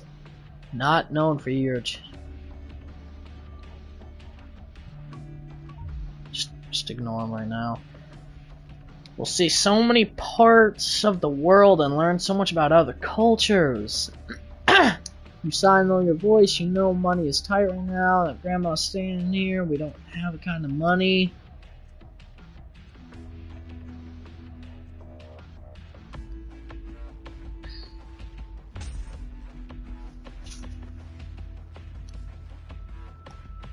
So me on this, or are you going to just...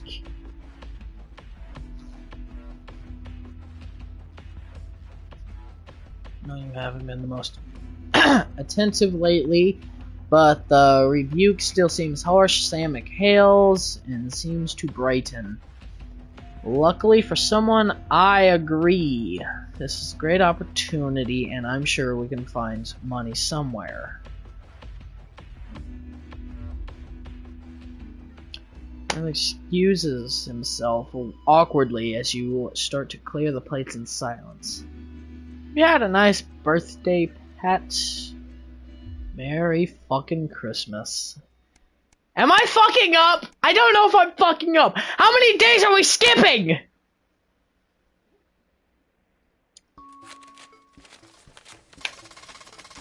You're leafing through the pile of accumulated posts. Each new bill pulls on your gut like a lead weight, until a flash of blue makes you pause.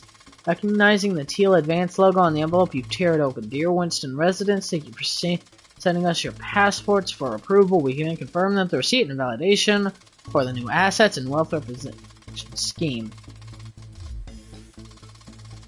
As such, it's our pleasure to enclose a check which we hope you will see as a symbol not only of our gratitude to you, but of our unwavering commitment to creating a society free of inquiry. A throbbing of your fresh, speed-induced paper cut is the only reason you can believe you're awake. A check, and a sizable one at that.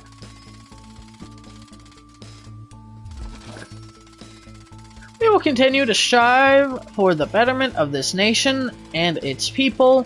Forward together, Julia Salisbury and Peter Clement.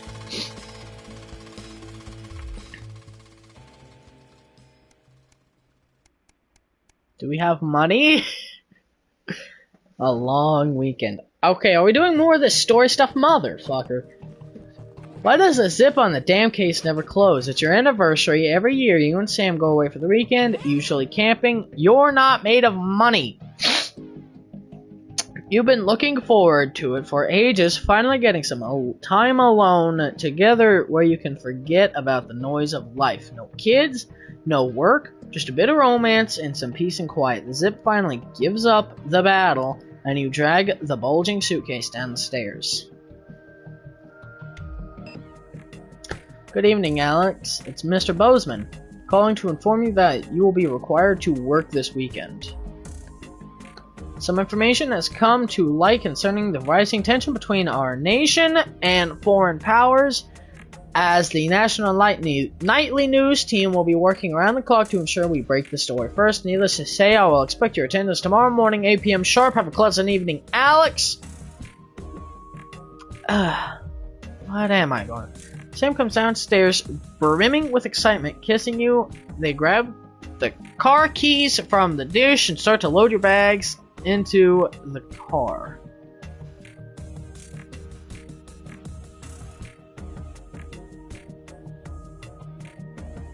Oh god, do I go to the weekend thing, or I got it.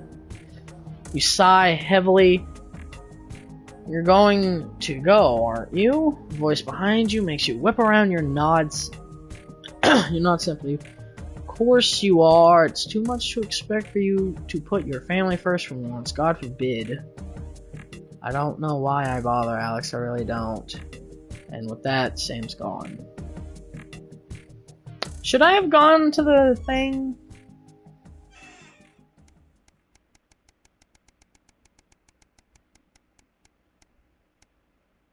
Christ.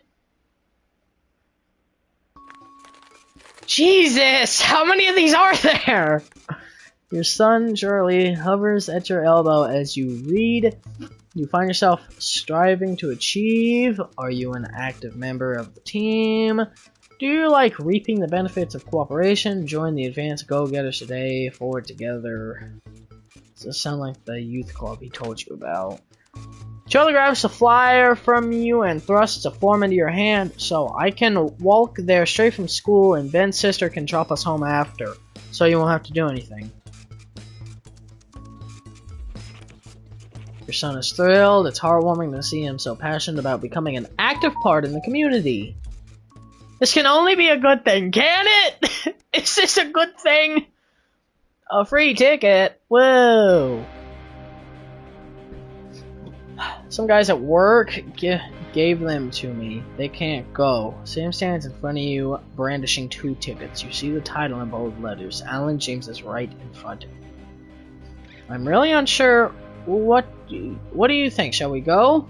Free tickets are free tickets. He's a character. The show is entertaining but much less funny than you thought. He's a powerful public speaker and something about it sticks in your mind. Lying in bed that night, wide awake, long after Sam's breathing turns heavy, it hits you. It was a crowd.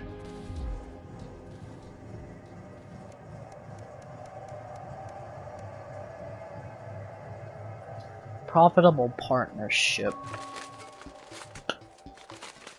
After a particularly long day at work, you come home to find the post sorted into piles as Sam has taken to doing recently. Most of it is the usual rubbish, but a letter with the increasingly familiar advanced logo and urgent respond immediately plastered on the front as a corresponding urgent red font grabs your attention. Best to get it over with.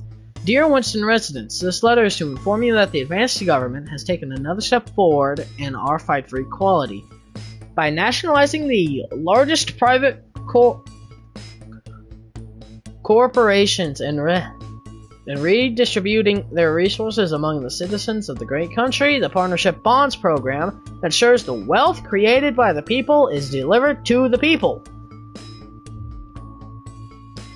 Every household will become a partner in one of 3 carefully selected intuitions chosen by the Advance for consistent high performance and financial security. Please note, all returns are based on public opinion and cannot be guaranteed. Okay. That's not what I want. I want audio. Let's just turn the music off entirely.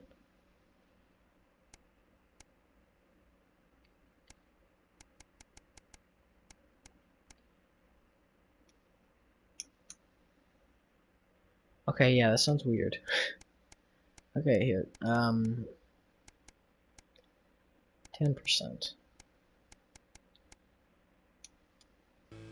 There we go.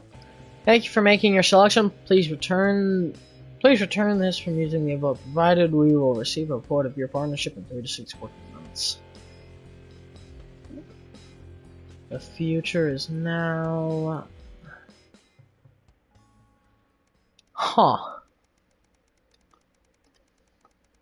And here we go, skipping multiple days ahead again. Went from fucking 110 to 153. 40 fucking days. And now I'm allowed to play a game and not answer questions. Thank God. Motherfucker.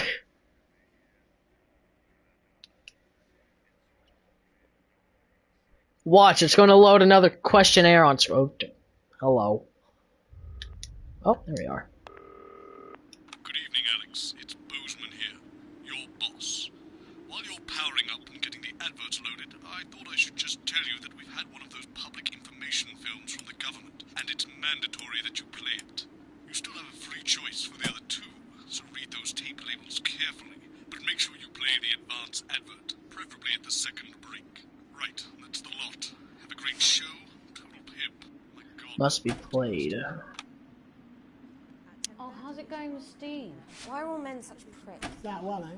Apparently he has a complicated... Check your prostate! No. Sorry, are you saying he chose his imaginary friend in the sky over you? I don't know why I talked to you. It probably is a really awful date. 10 seconds, everybody. Like I said, all of you. Did your personality actually slip out? It's going in 5, 4, 3... It's time for the National Nightly News with Jeremy Donaldson and Megan. Good evening. I'm Jeremy Donaldson. Good evening. And I'm Megan Wolf. Jeremy Donaldson. Our main stories tonight. Uncooperative. Our main stories A mysterious symbol has appeared overnight. A mysterious symbol has appeared overnight. On thousands of buildings in an exclusive live interview with Prime Minister Julie Salisbury and Peter Clement, I'll be asking what this mysterious symbol. I'll be asking what this mysterious Critics have been quick to dismiss the graffiti or an act of frustration by a tiny disorganized group of those who will never under any circumstances be content under any circumstances. We shall overcome. Trapped in Dante's taint for more than a month now, Doctors Ingrid Svorsborg and Horgensford and David Wong announced today that they're considering two possible options. With two of the finest minds in science working together, hopes are still high working together for the eventual return of the team to dry land. Without enough engineers to successfully fix their craft, the team seemed likely to attempt to farm the cabin's Should I turn on the fan? I think I'll stick to risotto, Jeremy. I think I'll stick to risotto, Jeremy. Bearing their opinions, the formerly rich are fighting back with a naked protest. Our very own Robin Short was on hand earlier today when Huh? They just switched cameras. Spokesman Wentworth Somerset Bentley said today, they've had the shirts off our backs. They might have the shirts off our backs. They might as well have the easy to laugh. Perhaps we should all just be wondering how desperate the formerly rich are to regain their power. Fallen angel, notorious addict Johnny Hamsleeve seems to have reached a new low in his battle with booze, as this recent picture reveals. Johnny's star certainly lacked its former glory these days, with public concern over his mental and physical health growing at an alarming rate. Let's hope that the team at the Gentle Touches Rehabilitation Centre can help Johnny get back to his former glory. Johnny's family have asked for privacy during this difficult time. We'll have reporters at the clinic around the clock, so you don't sit. Is his once celebrated role model about to become the bad boy of sports? And radical ideas. In an attempt to put the Mr. Snugglehugs disaster behind them, Remington's Fist CEO Sophia Remington today announced a surprising new project that already has the markets raising an eyebrow. Known for taking risks and bold strategies, could the adventurous CEO be leading the business giant down a dark alley? Boobs! The second picture said boobs! The Junior Employment Opportunity Scheme will not only increase employment but also productivity. But critics are speaking out against what they're calling child labour. The scheme is being marketed under the slogan "Lots of little hands to make lots of little things." With that exclusive Prime Ministerial interview coming up later, And our very own Patrick Bannon coming to you live from the first annual Sports Board final. You won't want to miss a second of tonight's National Nightly News. National Nightly News.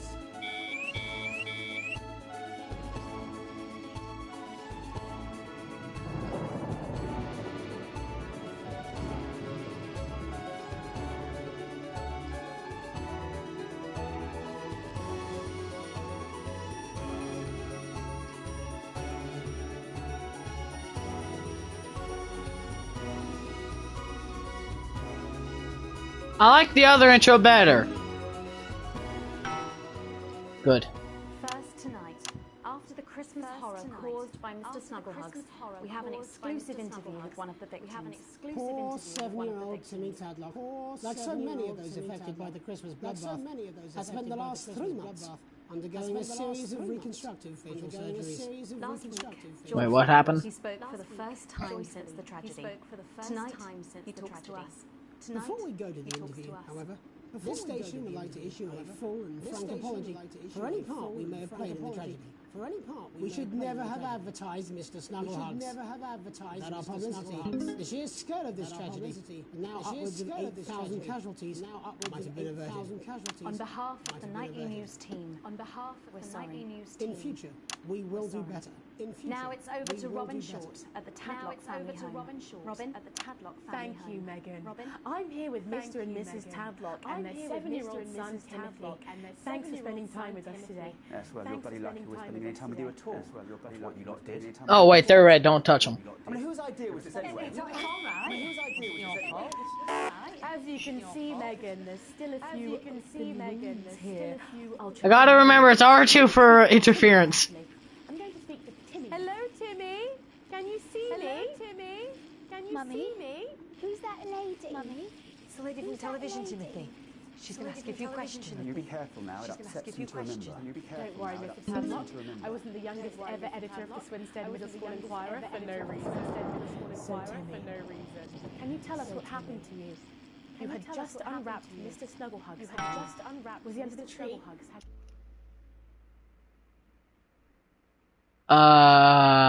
Is this some sort of facial interview type thing? Facial interview? There it is. Ha. Yes. I could smell him already. Yes. He smelled like love. Ah, yes. That'll be the fur. Scented with her. That'll be the fur. I was so excited. Okay, I'm not allowed to touch interference, motherfucker. Oh, bitch! Before he got in the way of Daddy's Porsche. And what did Mr. Snugglehugs say to you? And what did Mr. Snugglehugs He say blinked to his you? real action eyes. He said, "You're my very best friend." But I sure wish Mrs. Snugglehugs was here. But she can't be. We're just 18. It sounds like some kind of Furby type thing, and I'm scared. And $99.99. And then the general error. And then the general error. And is that when he burst into flames? Careful. And is that when he burst into flames? Exploded. Look, I've asked you nicely. And am I right in saying that one of his real action eyes is now permanently embedded in your cheek? Yes. When I took him in at night, it glowed through bandages. It glowed. I know it's under there. Staring at me. Yeah, some of the other children Staring at started me. calling him Timmy Three Eyes. And with his glasses, that's 5. And with his Too many eyes, Robin. And what's the last thing you remember? And what's before the darkness you remember? Before the darkness He looked at me with his one eye, and with his one eye, love as he burns. This sounds like some form of Furby type shit. The fucking advert, it looked like a Furby. This is shitty. It sounds very traumatic. It sounds you had 3 months of therapy. Both physical and mental. Oh, fuck. nightmares. Right, that's quite enough of you two. Come in here with your camera, trying to make a buck out of our suffering. I won't have it. Mr. Tadlock, just a couple more questions. Mr. Tadlock, just Timmy, do you think you will ever be what we can do? No, you casual question. You made him cry. Now 3 of his eyes. You made him cry. Do you think your parents will ever really love you again? That's it.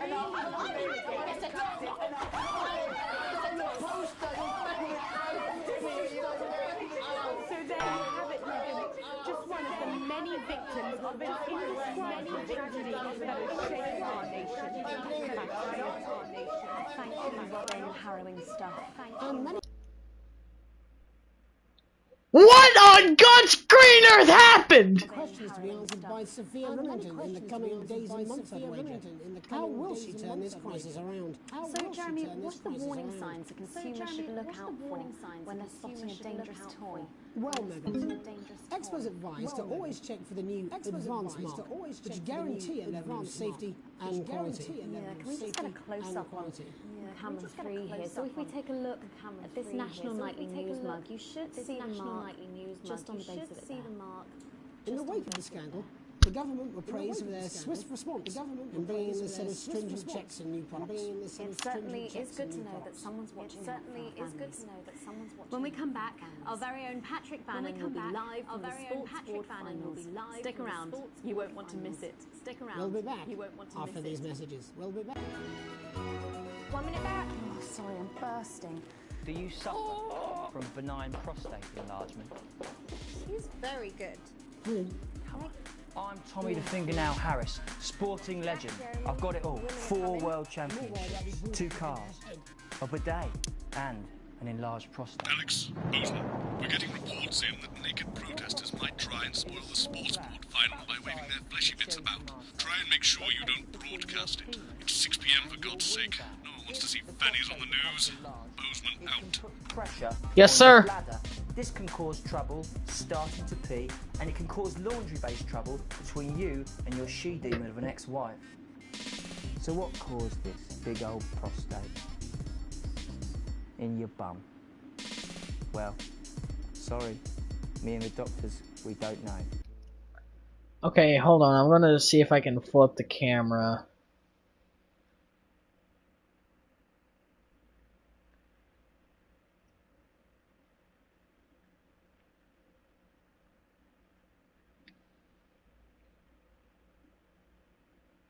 You know what? I'm just gonna roll with the camera like this. As you get older, your body changes, and that's okay.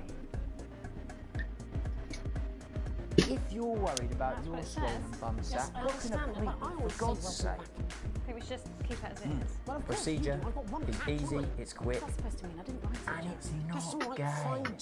I'm Tommy the Fingernail Harris. Rectums, check Want to see them. us fry? Good for the ratings. 5, 4, 3. Welcome back to the National Nightly News. Welcome back to the National Nightly News. Coming up later, I'm Megan Wolf. Coming up later, we'll be speaking to the Prime Ministers about their exciting new healthcare facilities, transition centres. You're absolutely right. Nice to see they care. You're absolutely right, Jeremy. But first, we're going now to our own Patrick Bannon, who's reporting live from the finals of the new game that's gripping the nation. Sports Board. Patrick? That's right, Megan, you joined me live here for the final, the first annual Sports Board Championship. I think it's fair to say these two have been dancing around each other all season. We have Ellie Striker, she's the more experienced of our two players today. Striker's got an accuracy of 7, a danger rating of 8, and a 12-month driving ban. Striker's known for her signature move, the Orangi hamster, and facing her tonight, hoping to prove himself with a career record of 12 out, 14 finishes, and a divorce pending. It's Mr. Wingspan himself, Tommy, the Fingernail Harris. Just waiting on the ref now. The slapping ceremony is taking part. Still going on. And, Striker, of course, first to start, as she won the trivia round earlier on by some margin. Harris, perhaps the brawn and not the brain. Stupid. Eddie Striker. Nice start there from Striker. She's determined not to let the nerves show. Not after last time. On to Mr. Harris now. Tommy. Using his arm to pick up the ball. Not a bad shot there from Harris. From Harris to Striker. For shots number 3. All right. She's gone to sort of throwing it under her legs. Not bad if you ask me. Bit of business with the ref, but it got sorted out. Back to Harris now. A ball in the hand is worth 2 in the bush. Move back. I'd say that's fair, but what do I know? Oh no, and Harris is not going to be happy with that. So it's really not a good start there for Tommy Harris in round 1. We can only hope that round 2 turns out a bit better. But first, of course, after the argument with the ref section, it's time to change ends. Now we have the ceremonial changing of the ends.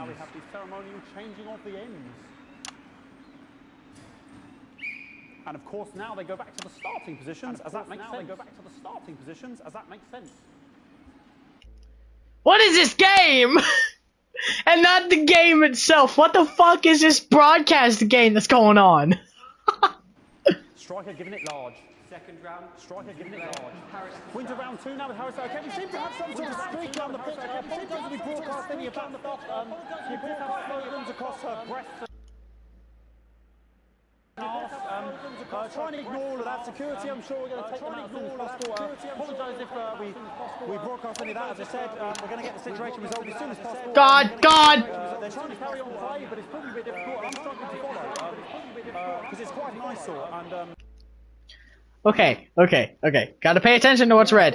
Yeah. All right, great. Okay, so back into round 2 now. And Harris absolutely determined to close that massive gap. God. Eddie Striker. Eddie Striker. No, it's just some of the tightest play I've seen ever. No, it's just some of the tightest play I've seen ever. Harris. Harris.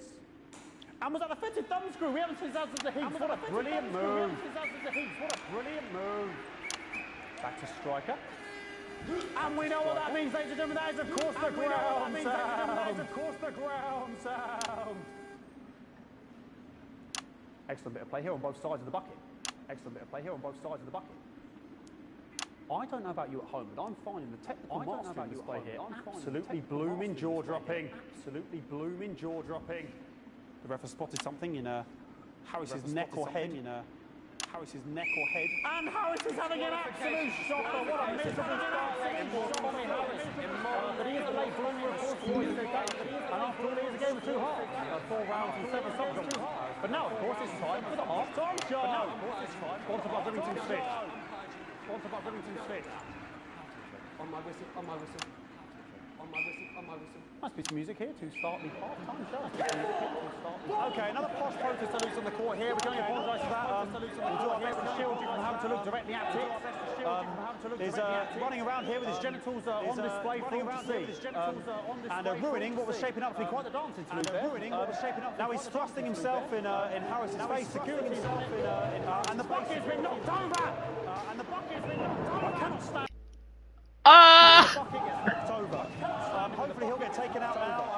Hopefully he'll get taken out. Genitals flying around for all to see.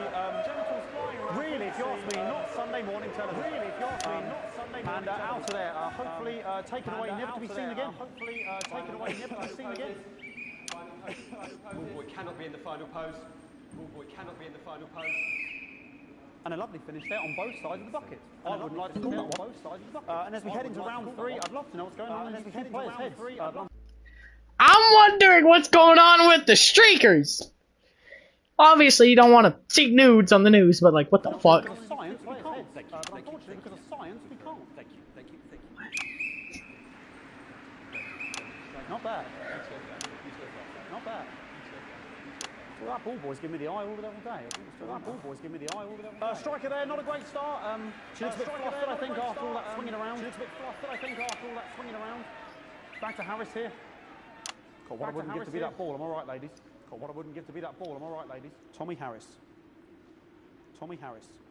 And it dribbled down his arm, which is actually a really good move, because of course if it dribbles down his arm and goes on the floor, it's not going in the bucket. Back to Striker.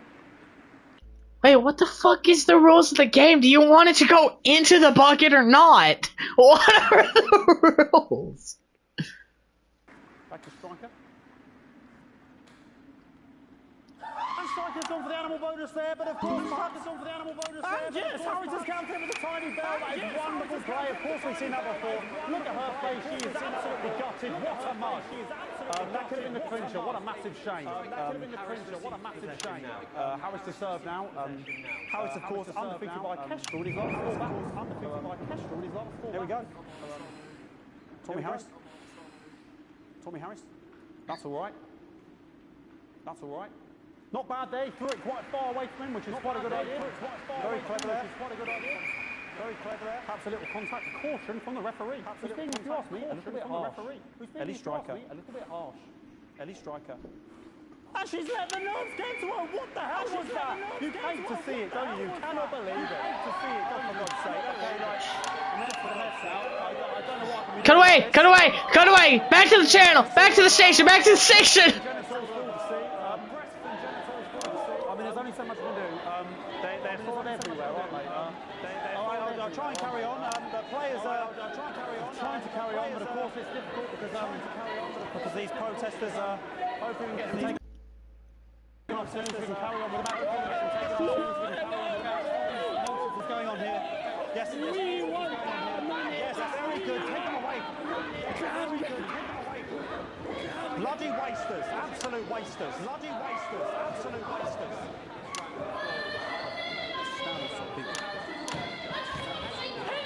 Jog on! It's an absolute bloody... Okay, and now we're going to go into the final round. And of course, as it's a Tuesday, the final round is a mime round. Who could believe it? Lime? Nice imaginary shot there from Harris. It really could go into imaginary shot there from really high level play here from two absolute juggernauts of the sport. Hold. The bucket getting moved back to its proper place. About time if you ask me. About time if you ask me. She's juggling it around from her hands. And she's put it in her mouth like as if it was an egg. And now she's spat it out. She did the egg bit. So a wonderful move there, quite late on from Striker. But she's in it to win it. On it, like a car bonnet. On it, like a car bonnet. Tommy Harris here, having a bit of beef.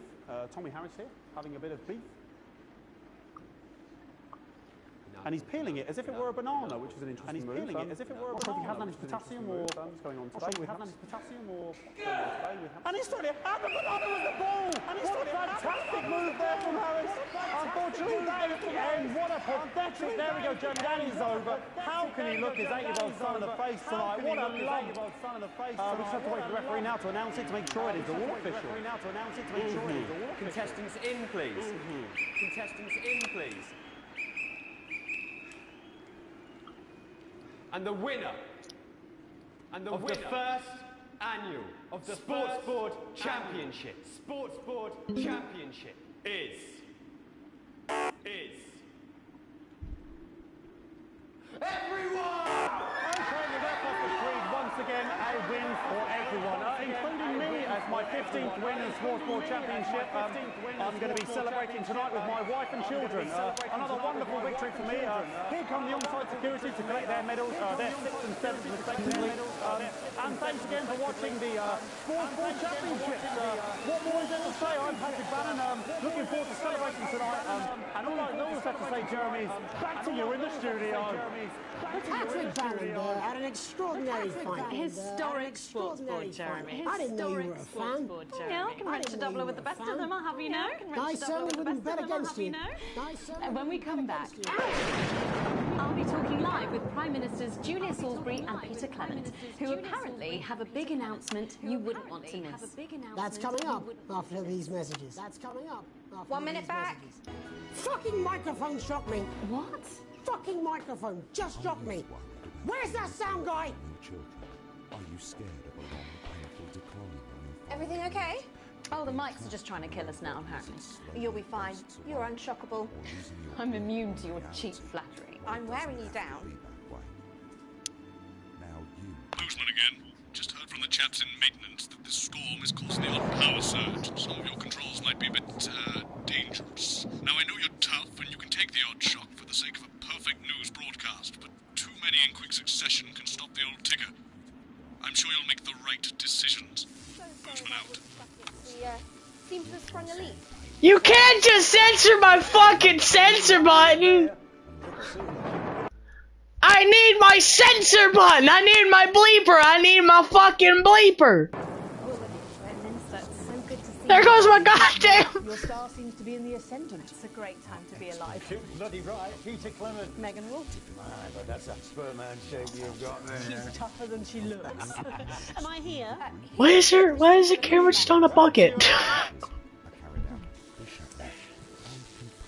You see that?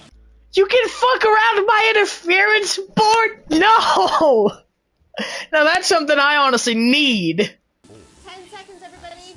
I can make do with one of the advert buttons or the thing buttons, the sufficient mixer. I can make do if one of those go out, but I can't make do if my goddamn interference board goes out. No, mine's fine. Have you had a little accident? 5, 4, 3.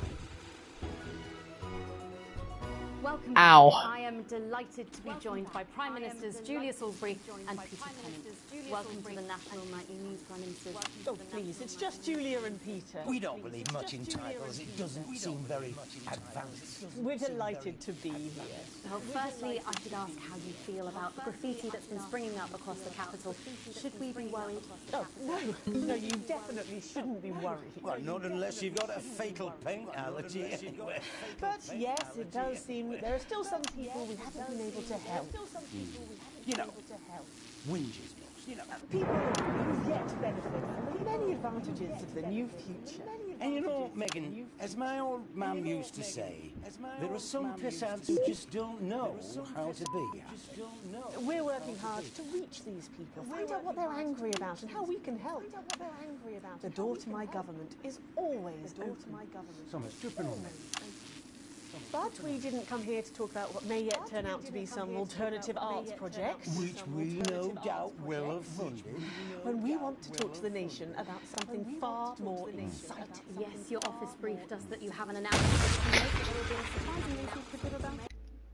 Christ. Let me ask you a question, Megan. Okay, it's not usually how it works, but... What scares you? I mean, really scares you? It's death. It's talking about death. We're all afraid of our deaths. It's part of being human. Sorry, are you saying that Advance have cured death? That'll be a vote, wouldn't it? Yeah, that was definitely a drop there. But while we may not have cured death, we hope we found a way to make it much less scary. And much less painful, and much less expensive. Look, which is me close-up camera? Which is me close-up camera? When I was 13, my mum came and got me from school. He had to go to the hospital. My granddad, he'd collapsed that morning, so we'd all to say our goodbyes. And I went in to see him. He were all frail and pale. I was scared because I'd only seen him the week before, and he'd been fit as fiddle. And he said to me, Peter, he said, it's the right time. I don't ever want to be a burden to the people I love. Was that the last time you saw him? Nope. 3 days later, he was back home. He lived with us for 9 miserable years after that. He had to be fed with a rubber spoon. He had a commode, so he'd just take a shit right there in the lounge while we were watching football. He wouldn't even wait till half time. Sounds... it was awful. It were awful for us, and this is the point. It were awful for him. He could see it was destroying me, man, when she would slowly fade away. And he would beg her to turn off his breathing equipment at night, but she couldn't. Or she wouldn't. It were a crime, you see. And she didn't want to lose the children, as well as her old man. No family should have to suffer like Peter's did. And now no family will have to.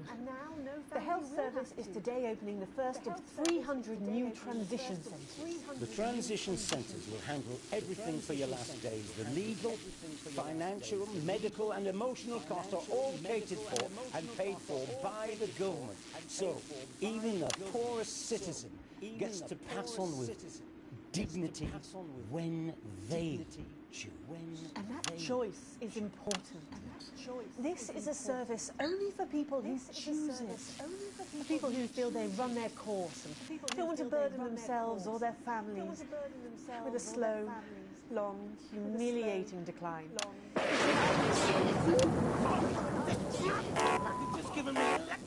Are you okay? I don't know. Are you still on the air, Peter? Yes. Sorry. My apologies. Are you not worried that this new system might be open to abuse? In what way? Sorry. I've got sacked again. Can I get a little bit of help here? Please. That the older generation might feel somewhat... Massive. Right, no. Sorry, that the older generation might feel somewhat coerced. Coerced into spending their final days eating gourmet food and drinking fine wine and luxury spas and gardens. Look, I am perfectly capable of... with a roasting twat. Prime Minister, please watch your language.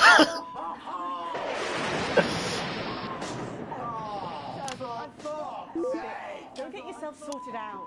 Right. We're launching a government information film tonight. It should tell your viewers Ah. what you need to know. You really do move at a breathless pace. It's hard to believe you've yet to be in office a year. Oh, Megan. We're only getting started. And on that note, thank you very much so much for being here. Jeremy, for being here. Right, yes, that's all we have time for tonight. Thank yous go out to our guests. Congratulations to all the winners at the Sports Board final. And we'll see you tomorrow night at the same time. My name is Jeremy Donaldson. You can have a peaceful night. And we're out. Good job, everybody. Why bother straightening? So there's just... You can straighten. I don't suppose there's any way this could be a good thing. It's my nephew, so we transitioned the moment I saw the leak. Did I die? No, I did not. Okay, good to know. Wait, did I die? Hold on. Did I die at the very end of the game crash? Hold on.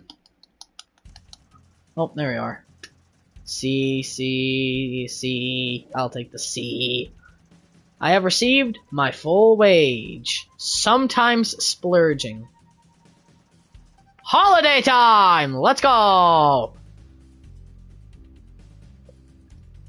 Illuminati went way up. Okay.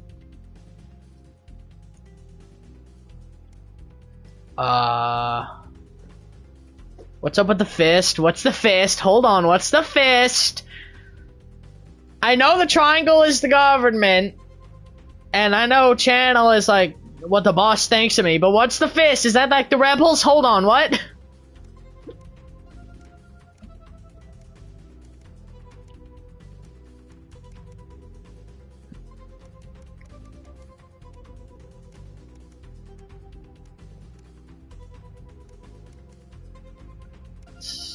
This one.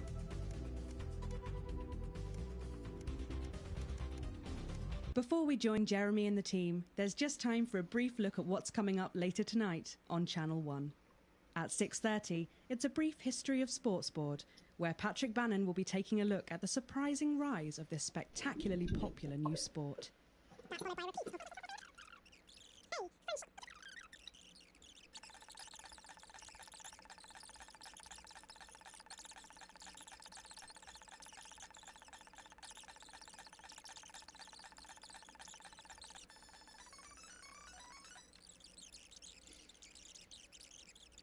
I'm skipping to the very end here. Is there any way for me to, like, choose what segment I'm watching?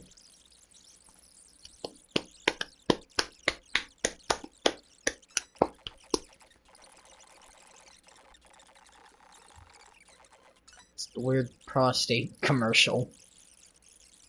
Ah, yes. This.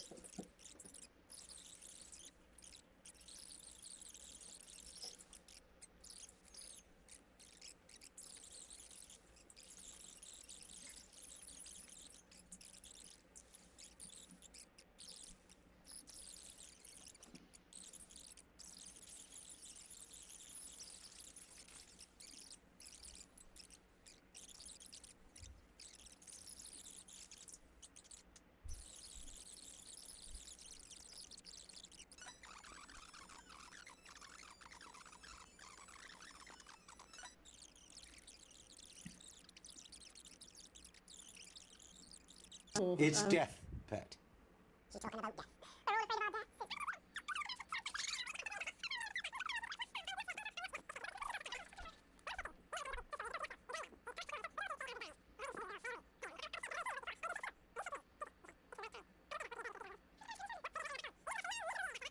Boone, he had a commode, so he just tipped in the lounge while we were watching football. He wouldn't even wait till half time. That sounds. It was awful. It was sounds. She could take a shit right there in the lounge while we were watching. I love this subtitle still have it like full out, but the bleep. Sounds. It was awful. They were awful for us. And this is the point. It were awful for him. I could see it was destroying me, man, watching him slowly fade away, and he would...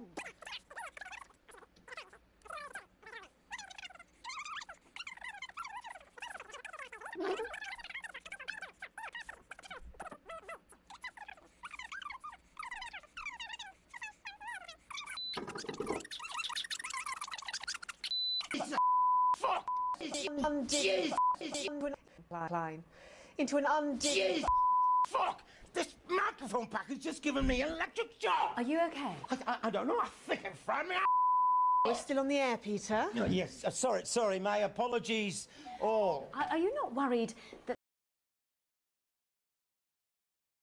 In what way? Sorry, I got zapped again. Can I get a little bit of help here, please? That the older generation might feel somewhat... That one was massive, right? Coming off. That the older generation might feel somewhat coerced. Coerced into spending their final days eating gourmet food and drinking fine wine and luxury spas and gardens. Look, I am perfectly capable of... Oh, my grandmother with a rusty... So please watch your language. Go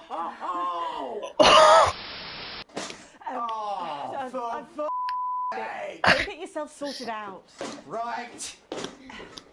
We're watching a government information film tonight. It should tell your viewers everything they need to know. You really do move at a breathless pace. It's hard to believe you've yet to be in office a year. Oh, Megan.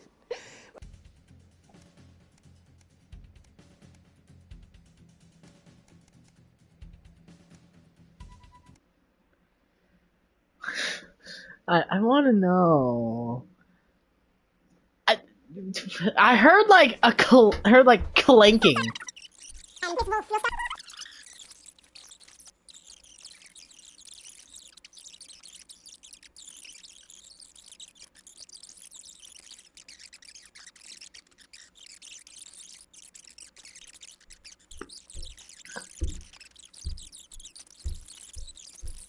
That the older generation might feel somewhat... Jesus, a Rochelle face fucker! That one was massive. Right, no, this bastard's coming off. That the older generation might feel somewhat coerced.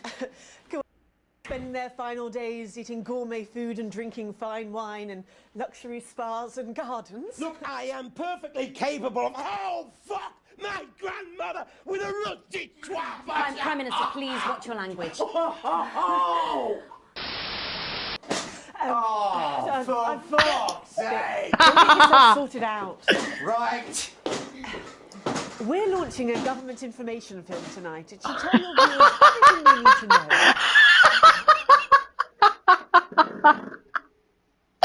Motherfucker got his foot stuck in a bucket!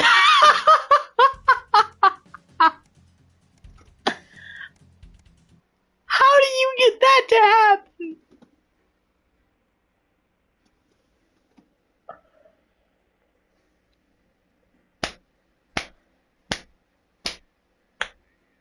Oh, that's great. That's fucking fantastic right there, brother.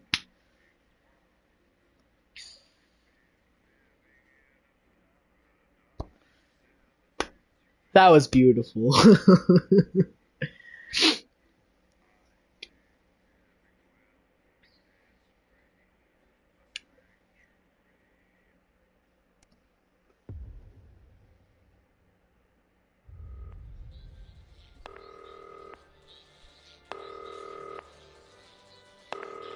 Alex, oh thank God you're alive. It's Jenny, the floor manager.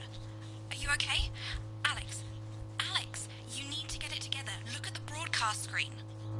Just look at it. That's all we've been putting out since you went down. You have to fix it, now. Look left, Alex, out the window. See? They're all over it, little bastards. You're going to need a full charge to clear that many off. Hold down the big button until it's fully charged. Then release it to zap the little fuckers. Excellent, Alex. We're broadcasting again. They must have built up while you were napping. Usually it only takes a tap on the button to clear one.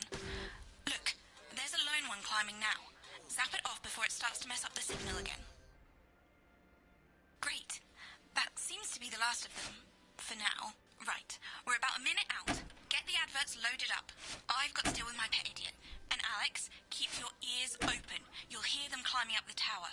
Don't let them build up. We'll be going live to the National Nightly News. But before that, let's take a look at what's coming up later on. This has no credibility, Oh. Jenny. On Channel 1 at 7 o'clock. No professionalism.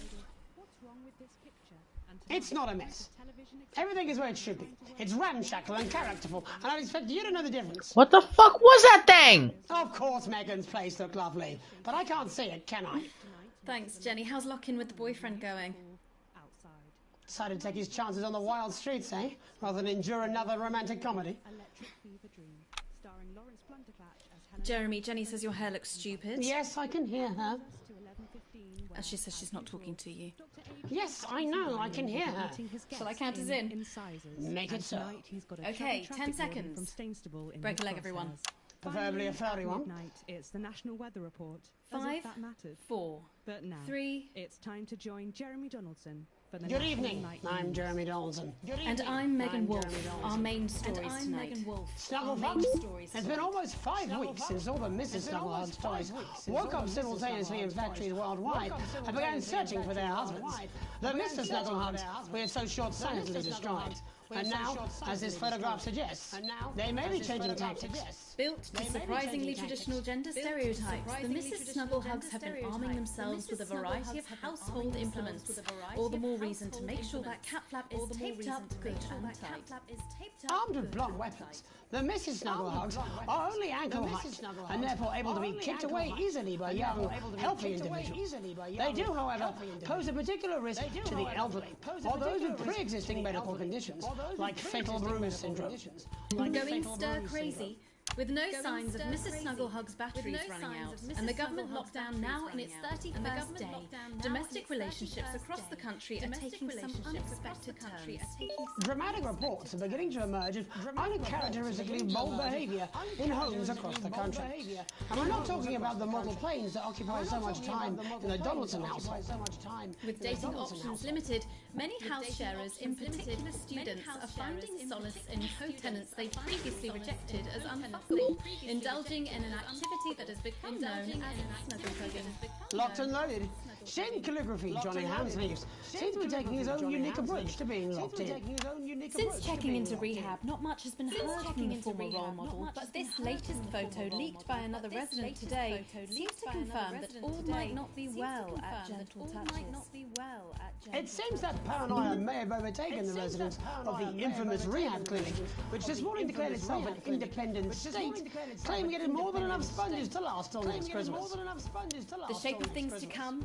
In their own version of a lockdown for more than 45 years now, the descendants of Doctors David Wong and Ingrid Sporsborgen-Horgensvoord and their unfortunate team today managed to get a personal statement to the surface using flagellized imaging equipment.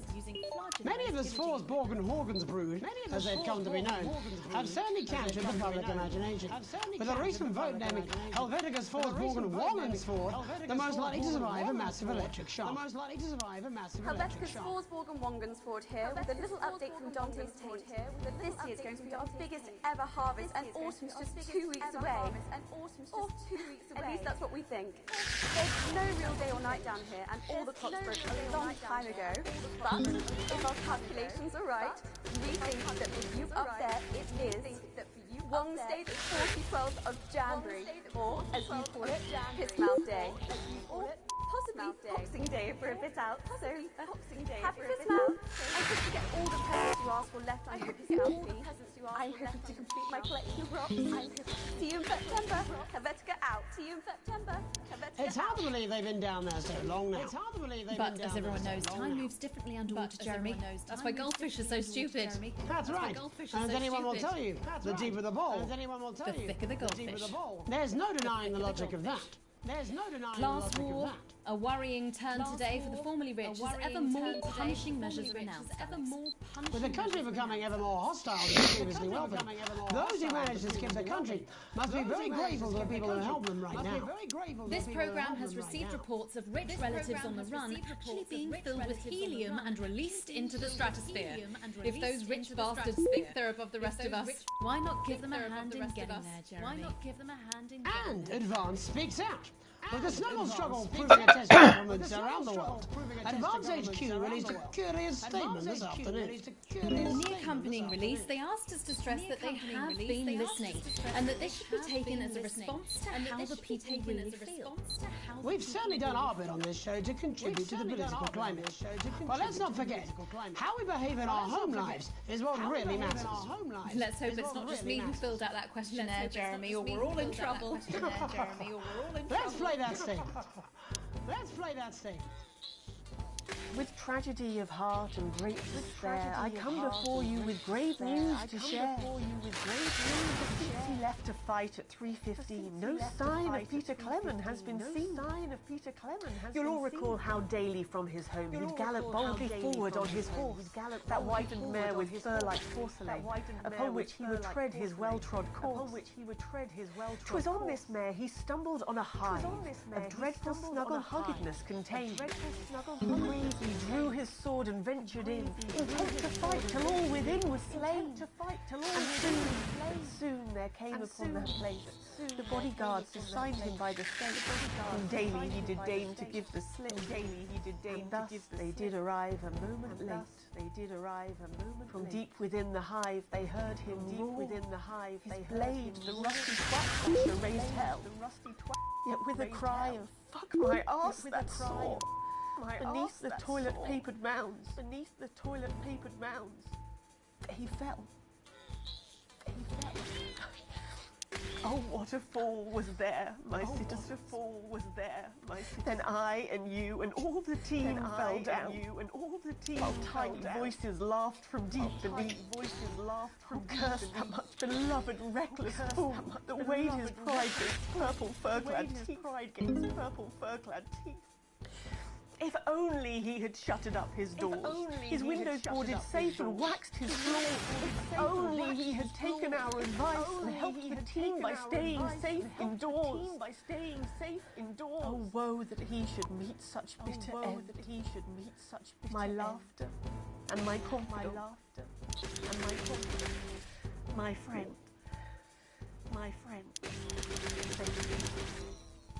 Thank you. Ridiculous stuff. Later tonight, Jeremy will be probing heartthrob reporter Patrick Froning, while I take a deep dive into some controversial opinions with two familiar faces. And then, in our third segment, and presumably because our editor is also working from home, there's going to be a bloody quiz. And in a moment, Jeremy Grumpelson and I will be asking controversial CEO Sophia Remington where it all went wrong. And psychic scientist Dr. Delia Lywell will be joining us, presumably to provide a bit of false hope. Maybe she'll tell you how you're going to die, Jeremy. Too late. I'm certain it happened months ago. That's all coming up on tonight's National Nightly News.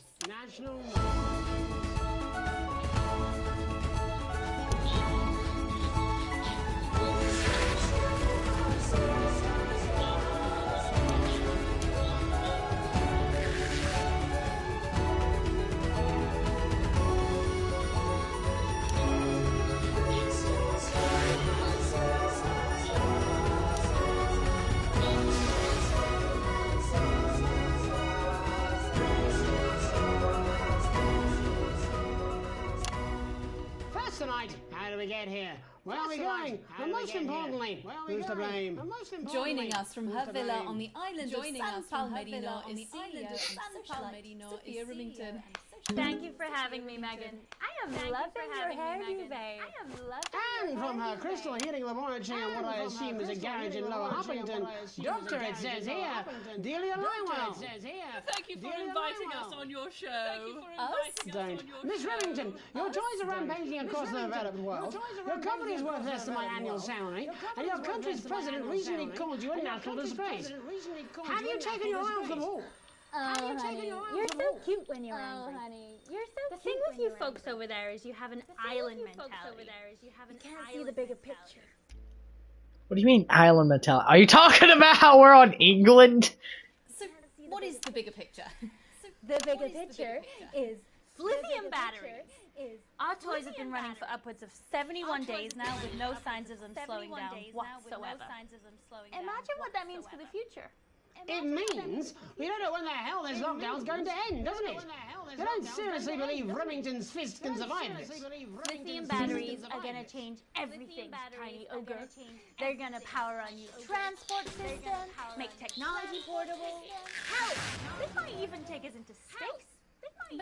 How can you make them with everyone at home? Oh, don't you worry about that.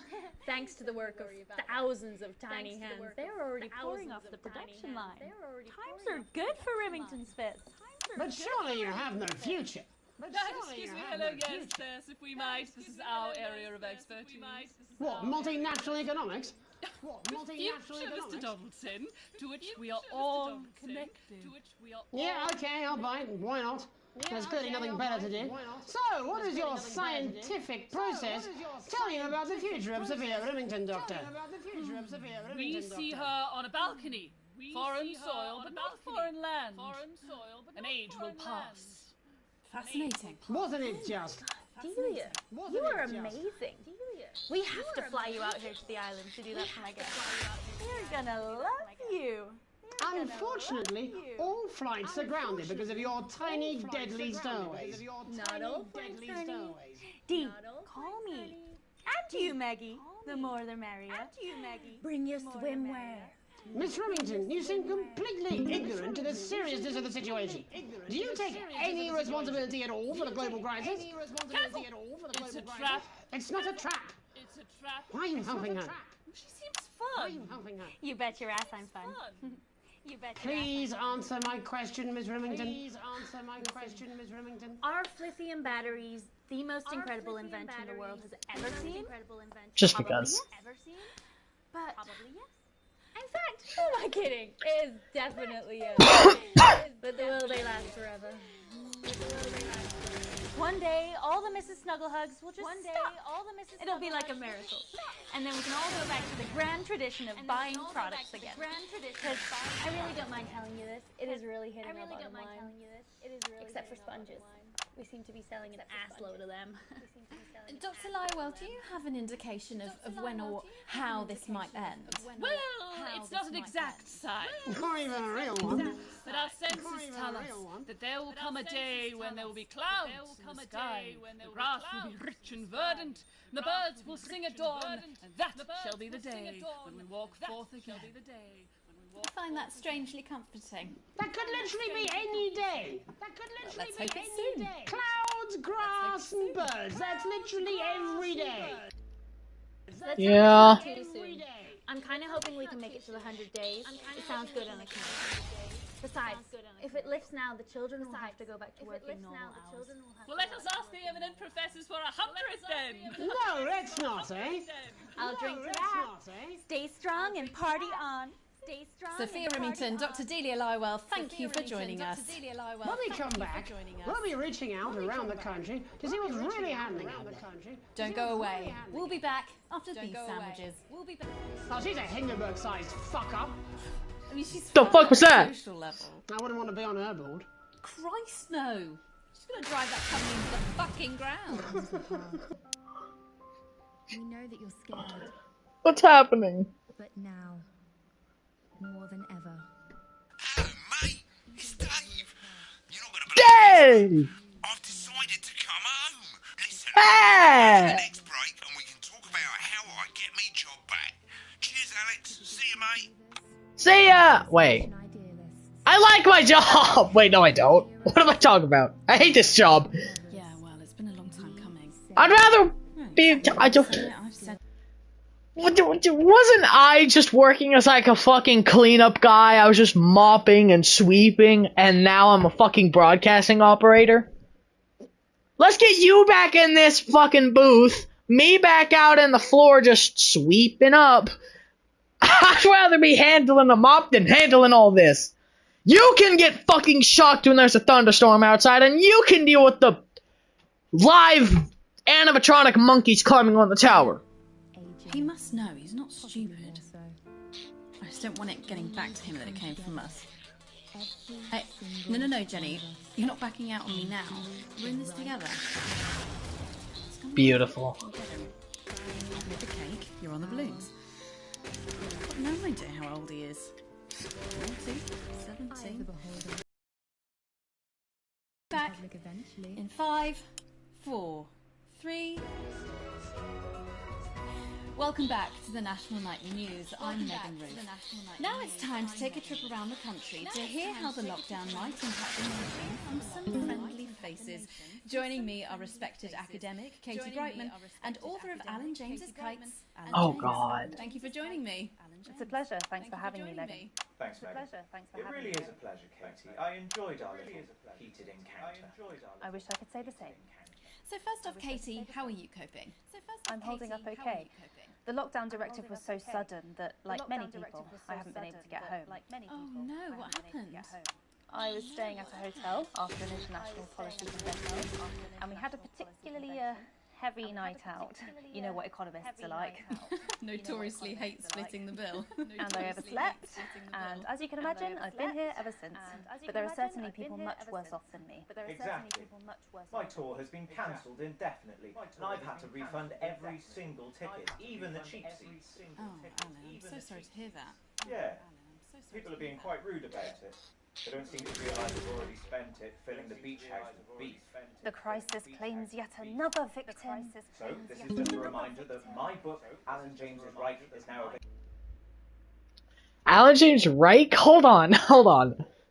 Are you trying to start up the greater Nazi Reich? Because let's not try to go there, buddy. Buddy, your friend don't mind. Wait, we're not friends. Fuck you. God, I am such a dick. You're unbelievable. It's okay. This might affect the economy. What the fuck? Very, Megan. Not to sound dramatic, but this could be catastrophic. Unemployment has skyrocketed, and frankly, it will be a miracle if a lot of businesses can survive this. There you go. Scaremongering again. Don't touch triangle. That's what they want. They want us quiet. They want us compliant. And they want us inside. A hoax? How on earth can you say that, Alan? Well, I haven't actually seen one of these supposed toys. Have you? Well, no, but... Did you know 3,000 people die every year from regular toys? That's a lot of people. And this is no different. You're just as likely to be hunted down by a yo-yo or a tennis racket. He makes an excellent and persuasive point, Katie. Don't listen to her, Katie. The press are the enemy of truth. She's agreeing with you, Alan, you absolute shit. I must be wrong. Alan, are you now recanting your statement that these toys aren't dangerous? People are saying they're just like normal toys, and that simply isn't true. Corrupt media lies. Katie, how do you respond to Alan's claims that Mrs. Snugglehugs might be dangerous after all? I suppose, I guess I'm agreeing with him. Thank you, Katie. I appreciate your support. A lot of folks are saying this Mrs. Snugglehug situation will all blow over, but it won't. Yes, right, exactly. We need decisive action from the government. We need huge financial support to protect our workers and our businesses. We need to support the vulnerable, and we need to repent. Exactly right, Katie. We brought it on ourselves with all our liberal indulgences like art, cake, and healthcare. We need to act now and begin sacrificing our firstborns, or to push a beloved family pet. Absolutely, Alan. If we can all successfully come together as a community and perform the ritual, hopefully we will appease the great ancient. Katie, could it be any worse? Luckily, over the past few years under Advance, they've invested heavily into health, so the system can actually bear the strain. Is it lucky that the Llama Lords have unleashed a horde of man-made monsters on its own people to conceal the enemy within? Will you just stop for 5 fucking seconds? The Global Alliance of Fish People are amassing an army. Amassing an army to kidnap.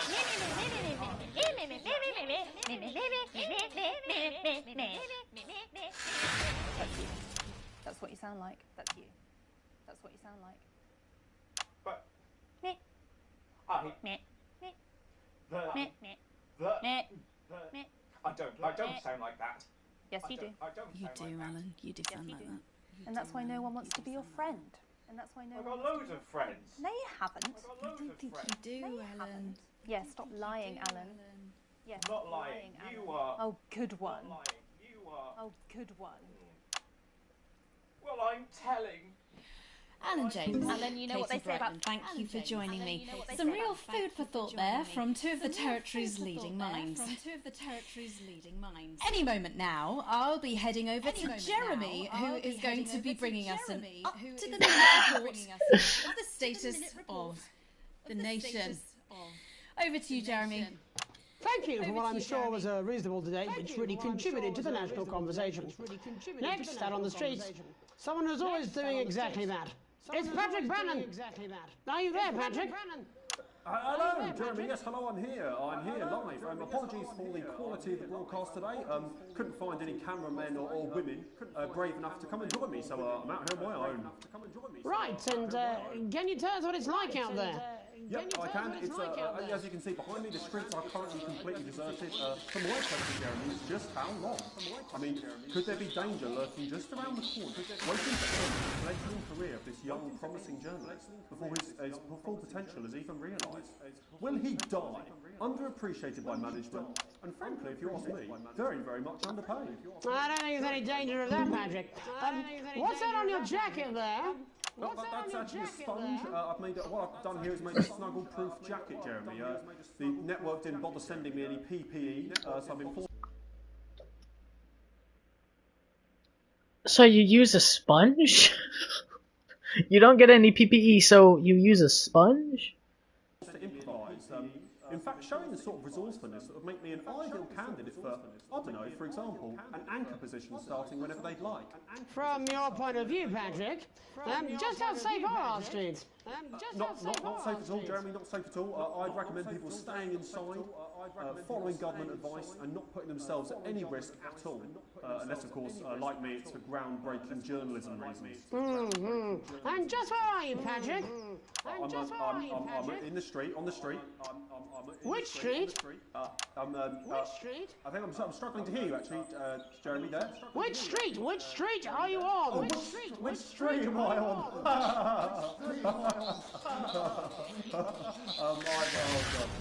I'm just looking for a sign. There it is. I'm on Bannon Avenue. Bannon Avenue? Bannon Avenue? Yep. Bannon Avenue. Yeah, no, I can hear you fine. Yep, I'm on Bannon Avenue on the sign. Like... Sorry, I'm allergic to bullshit. Patrick Bannon? Like... Oh yeah, that is like, that's strange, that's a weird sign. Where are you really? I'm on Bannon. Alright, fine, I'm not on Bannon. I'm at home, to be honest. Alright, fine. Well, I'm in my bathroom technically, but you know, I couldn't face it, to be honest, mate. It's you know, it's terrible out there. I don't want to go outside. They're everywhere. I'm sorry for lying. We don't expect any less of you, Patrick. We don't expect any less of you, Patrick. Can you hear that sound?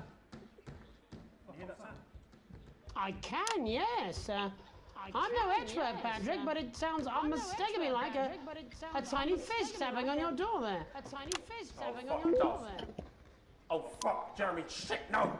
Oh, bollocks, Jeremy, shit. Perhaps there's a small queue of tiny fists, each wielding a different gendered household implement, ready to bash in the heads of lying little roving reporters.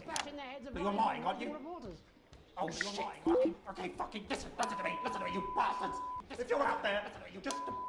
Piss off, you little fucking snuggle fuck! I'm too talented to die! I'm too talented to die!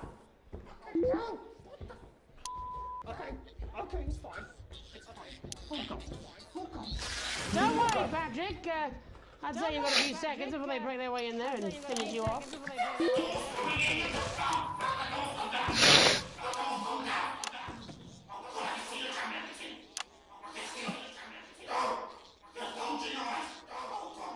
What do you see, Patrick? What do you see, Patrick?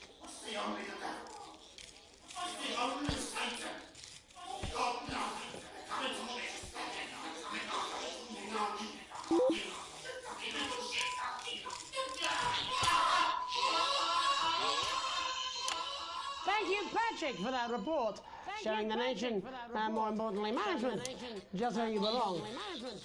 It's time for another break, so when we come back, we'll be hoping to take your mind off the world for a little while, and who knows, maybe we can bring you a few smiles.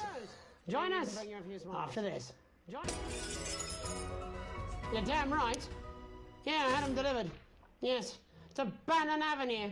Your children are ours. Dave here.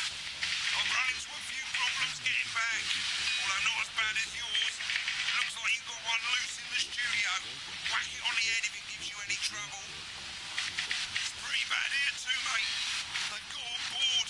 Captain's down. Worse, chef's down and we're out of rum. Not sure I'm going to make it to sobriety or dry land. If I had a missus, I'd ask you to tell her that I love her, but to be honest, I've kind of pissed my life away, mate. Still, at least I'm outdoors, eh? Or abandonment. Wait, there's one inside with me? Hold on! And eventual death. On the street. Where? Where? What is that? What is that? No, I'm not. I'm not going to. I don't have to. Know what's lurking in the water. No, you're being. I just bonk it on the head? I'm not. Go-getters. I'm not. We can't. I'm not. No? No. Oh, 5, 4, 3. Welcome back to the National Nightly. Well, welcome back anyway. We know isolation isn't easy, so finally tonight we have something a bit different for you. Even though some people felt it's not our job to entertain the public with absolute nonsense, other, more important people overruled those people. So it's time to find out who will National Nightly win and who will National Nightly lose. So, how do we play? Well, joining me is a man who knows all about playing. It's Tommy Harris. Hello, Tommy. All right, Johnny. It's good to see ya. And how are you finding the lockdown, Tommy? What do you mean lockdown? The enforced isolation of everyone in the country. Yeah, I think I heard about that. Yeah, I think I heard. You're in bed, Tommy. Yeah, you called during that time, so. Yeah. Of course, that's my fault. So, why don't you tell us how the game is played? Well, it's pretty simple, Jeremy, you sausage. I'm going to ask contestants from around the territory 3 questions about what else yours truly. And those people are going to get a chance to win a very special prize. And what are they playing for, Tommy? Drum roll, please. Drum roll, please. Jeremy. Oh. Jeremy. Thank you. This is that? What is that? It's my athletic support, Jeremy. Oh. But I've signed it, so. Oh, well then, what a fantastic prize. Have we got anybody waiting to win this once in a lifetime prize, Jimmy? I believe we have Angie on the line. How do you feel about winning this man's old pants, Angie? I've never been so excited, Jeremy. And can I just say, I love you, both of you. Well, you've said it now, haven't you? Oh, Angie, I love you. In a way. Tell us about yourself, Angie. Tell us about yourself. What can I say? My name is Angie. Always has been. I'm a human woman. And my dental hygiene has been described as acceptable. Brilliant! Right, well, shall we get this shambles on the way? Absolutely, John. Can I get 30 seconds on the clock, please? We haven't got a clock. Yeah, I did ask for a We clock. haven't got a clock. So Well, why don't you start, and I'll stop you when it inevitably becomes unbearable to watch. I love it. All right, here we go. Time starts. Now. Question 1. When is my birthday? The 13th of August at 7:19 a.m. That is absolutely correct. Question 2. Why was it so precise? Stalker Munch? What? I said what is my favourite colour? Crushed praline 4. Correct, the colour of my nipples. And finally, Angie dear, what is my star sign? That's a trick question. You were born outside of the human understanding of the cosmos. Unbelievable, that is correct. Stop the clock. Wow, that really was tough to watch. How did you do, Tommy? Well, Angie, my love, you got every single question right. Which of course means you lose and win absolutely nothing. Thanks for playing, Angie. Bye.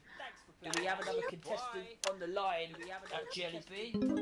We do indeed. We should have Sonia Artleach. Are you there, Sonia? Of course I am, Janie, darling. Thank you for being here, Sonia. Thank you for being here, Oh, Sonia. Tommy! Mwah. Let me guess, you work in theatre, don't you? Is it that obvious? What gave it away? Was it the glamour or poise? It certainly wasn't your inherent sense of humility. Tell us about yourself, Sonia. Oh, well, if you must play this game, She acts like my theater teacher. God, I'm so glad no one at my school knows about my channel. Cause if everybody knew, they would hear the jokes I'm making and woo. But yeah, no, she sounds just like my theater teacher. Oh God, that's hilarious. I am a theatrical agent. I represent the likes of Rudy Beefman, Samuel Coffey Beefman, amongst others. And how's the lockdown affected you, Sonia? Well, they may have closed the theatres, shut the studios, and boarded the cinemas, but they won't get me that easily. How are you managing without any work? Due to a savvy clause in all of my artist contracts, I am able to claim my 15% from their unemployment benefit. Wow, that certainly is sharp. Standard stuff. And can I ask, where are you speaking to us from? Well, I work from home, you know, to keep costs down. And who's this? Oh, well, you know, when they gave the order, I was actually mid-meeting with a client, so we've been isolated together. No fucking way! What the fucking fuck? Is that Tommy Harris? I'm a huge fan. Can I just tell you how bloody brilliant you are? Actually, Jeff, we're about to play a game, aren't we, Tommy? We've got time, If it's not too bold, I think I am in love with you, Mr. Harris. No, it's not too bold. That's all right. Don't worry. Hey, I'd love to show you some of my stuff. I've been working on some new shit. Well, at least you're already aware. During lockdown, we've been workshopping some of Jeff's ideas for much younger children, haven't we? People still let you near their children, do they? Yeah, that's right. Yeah. I've been developing some shows for younger children. Well, we'd love to see it, wouldn't we, Gerbil? We'd love to see it. Absolutely dying to. Absolutely Right, so, dying to. what do kids love? Time. Not Mr. and Mrs. Snugglehugs, that's for goddamn sure. Child support payments from their absent fathers. Shallow and overproduced musical numbers. That's right. Animals. So. Those were nowhere close.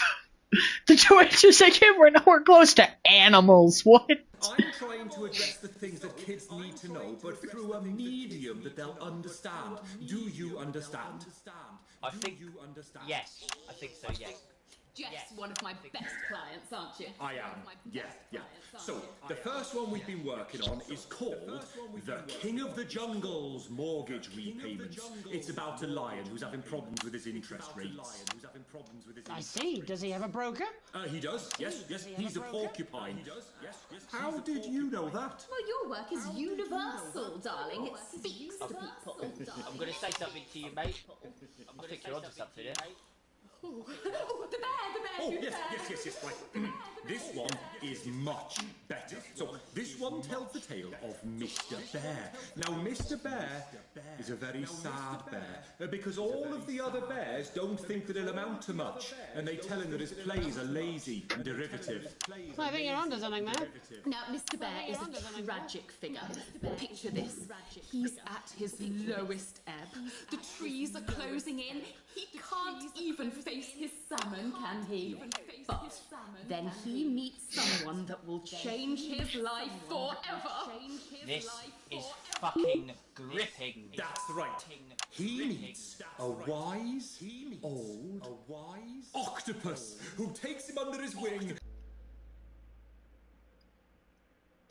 A bear needs an octopus? What the fuck kind of bear is this? What bear lives on a coast that's deep enough for a fucking octopus?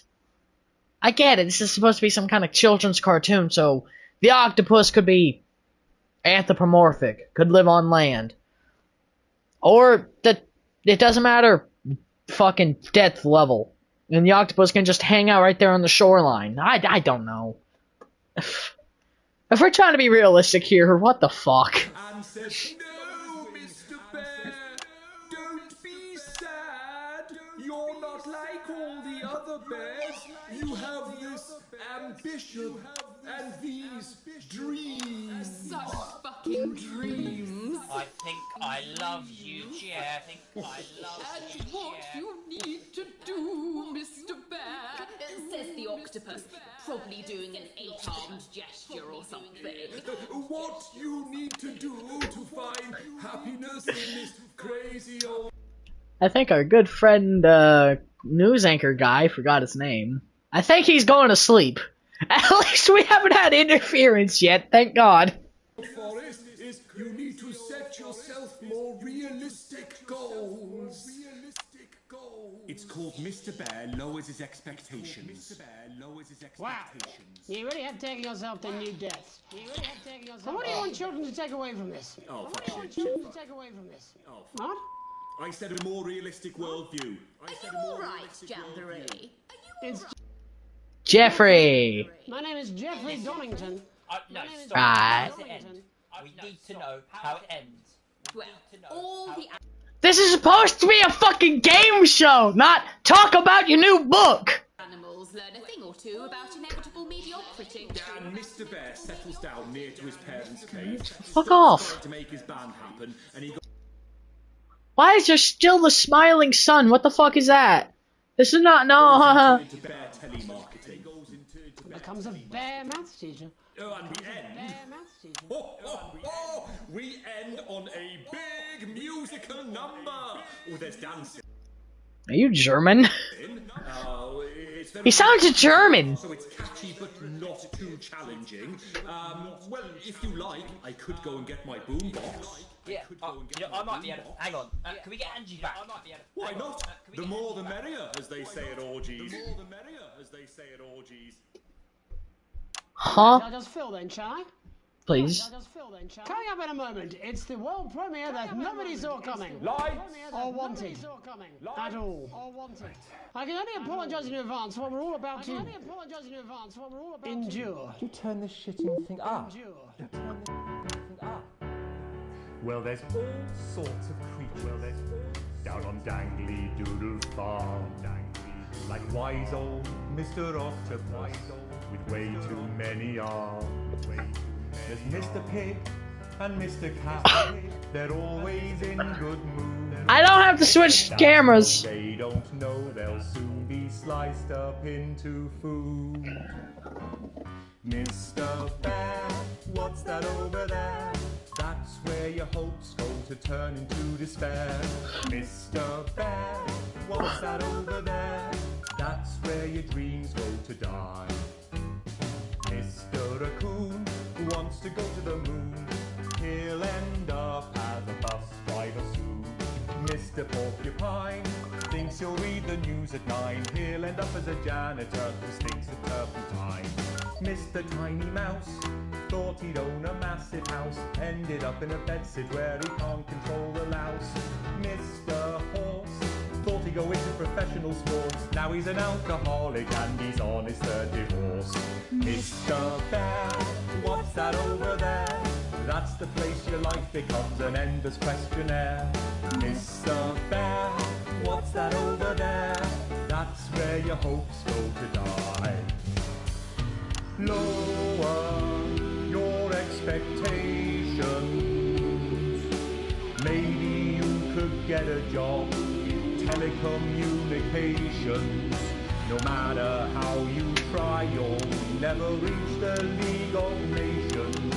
The best you'll get is middle rank in trading operations.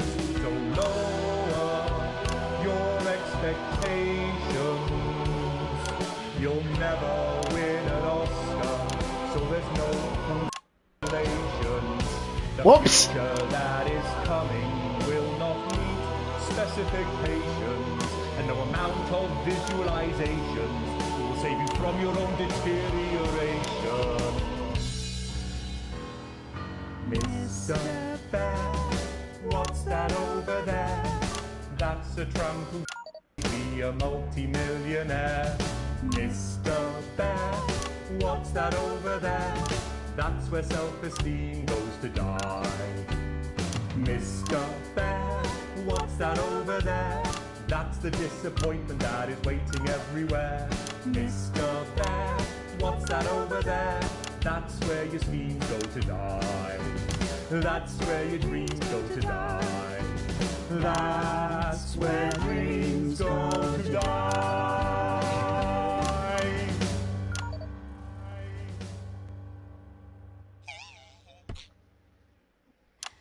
But now, let's see how it's really done. Before we wrap up the news tonight, I just wanted to spend a moment talking to you directly. A final thought, if you will, just for you, Alex. You see, I know you think it's gotten complicated back at the old homestead, but there's something you should know. You like to think you got Boom! Fuck you. And you're just ridiculed. You think you're even-handed, but there's nobody fooled. You clearly love your daughter more. You like to think you've got it under control. Well, if that was your goal, you better enroll. Did you have a few too many at the watering hole? You clearly love your daughter more.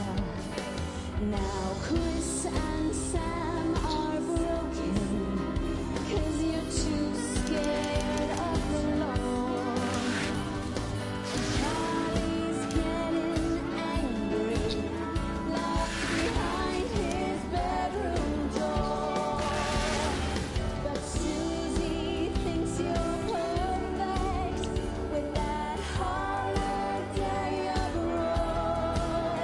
And I've gotta say, you clearly love your daughter more. One more time for a peaceful night. Yeah, you clearly love your daughter more. And that's news. That's all we have time for tonight on the National Nightly News. We'll be back tomorrow when Jeremy will be wrestling an alpaca and I'll be naked. I'm Megan Wolf. Have a treacle night. Oh.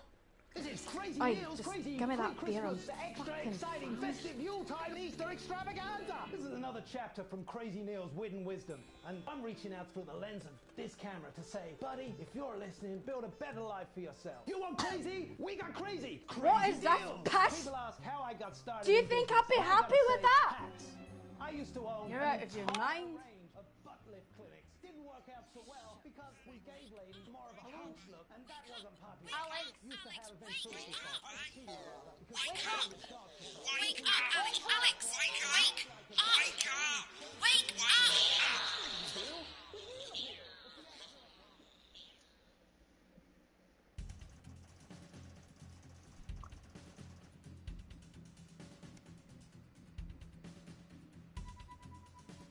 Oh, fuck my money, I guess.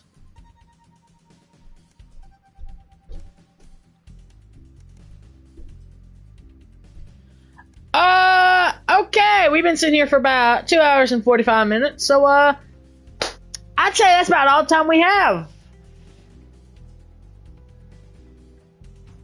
Ugh.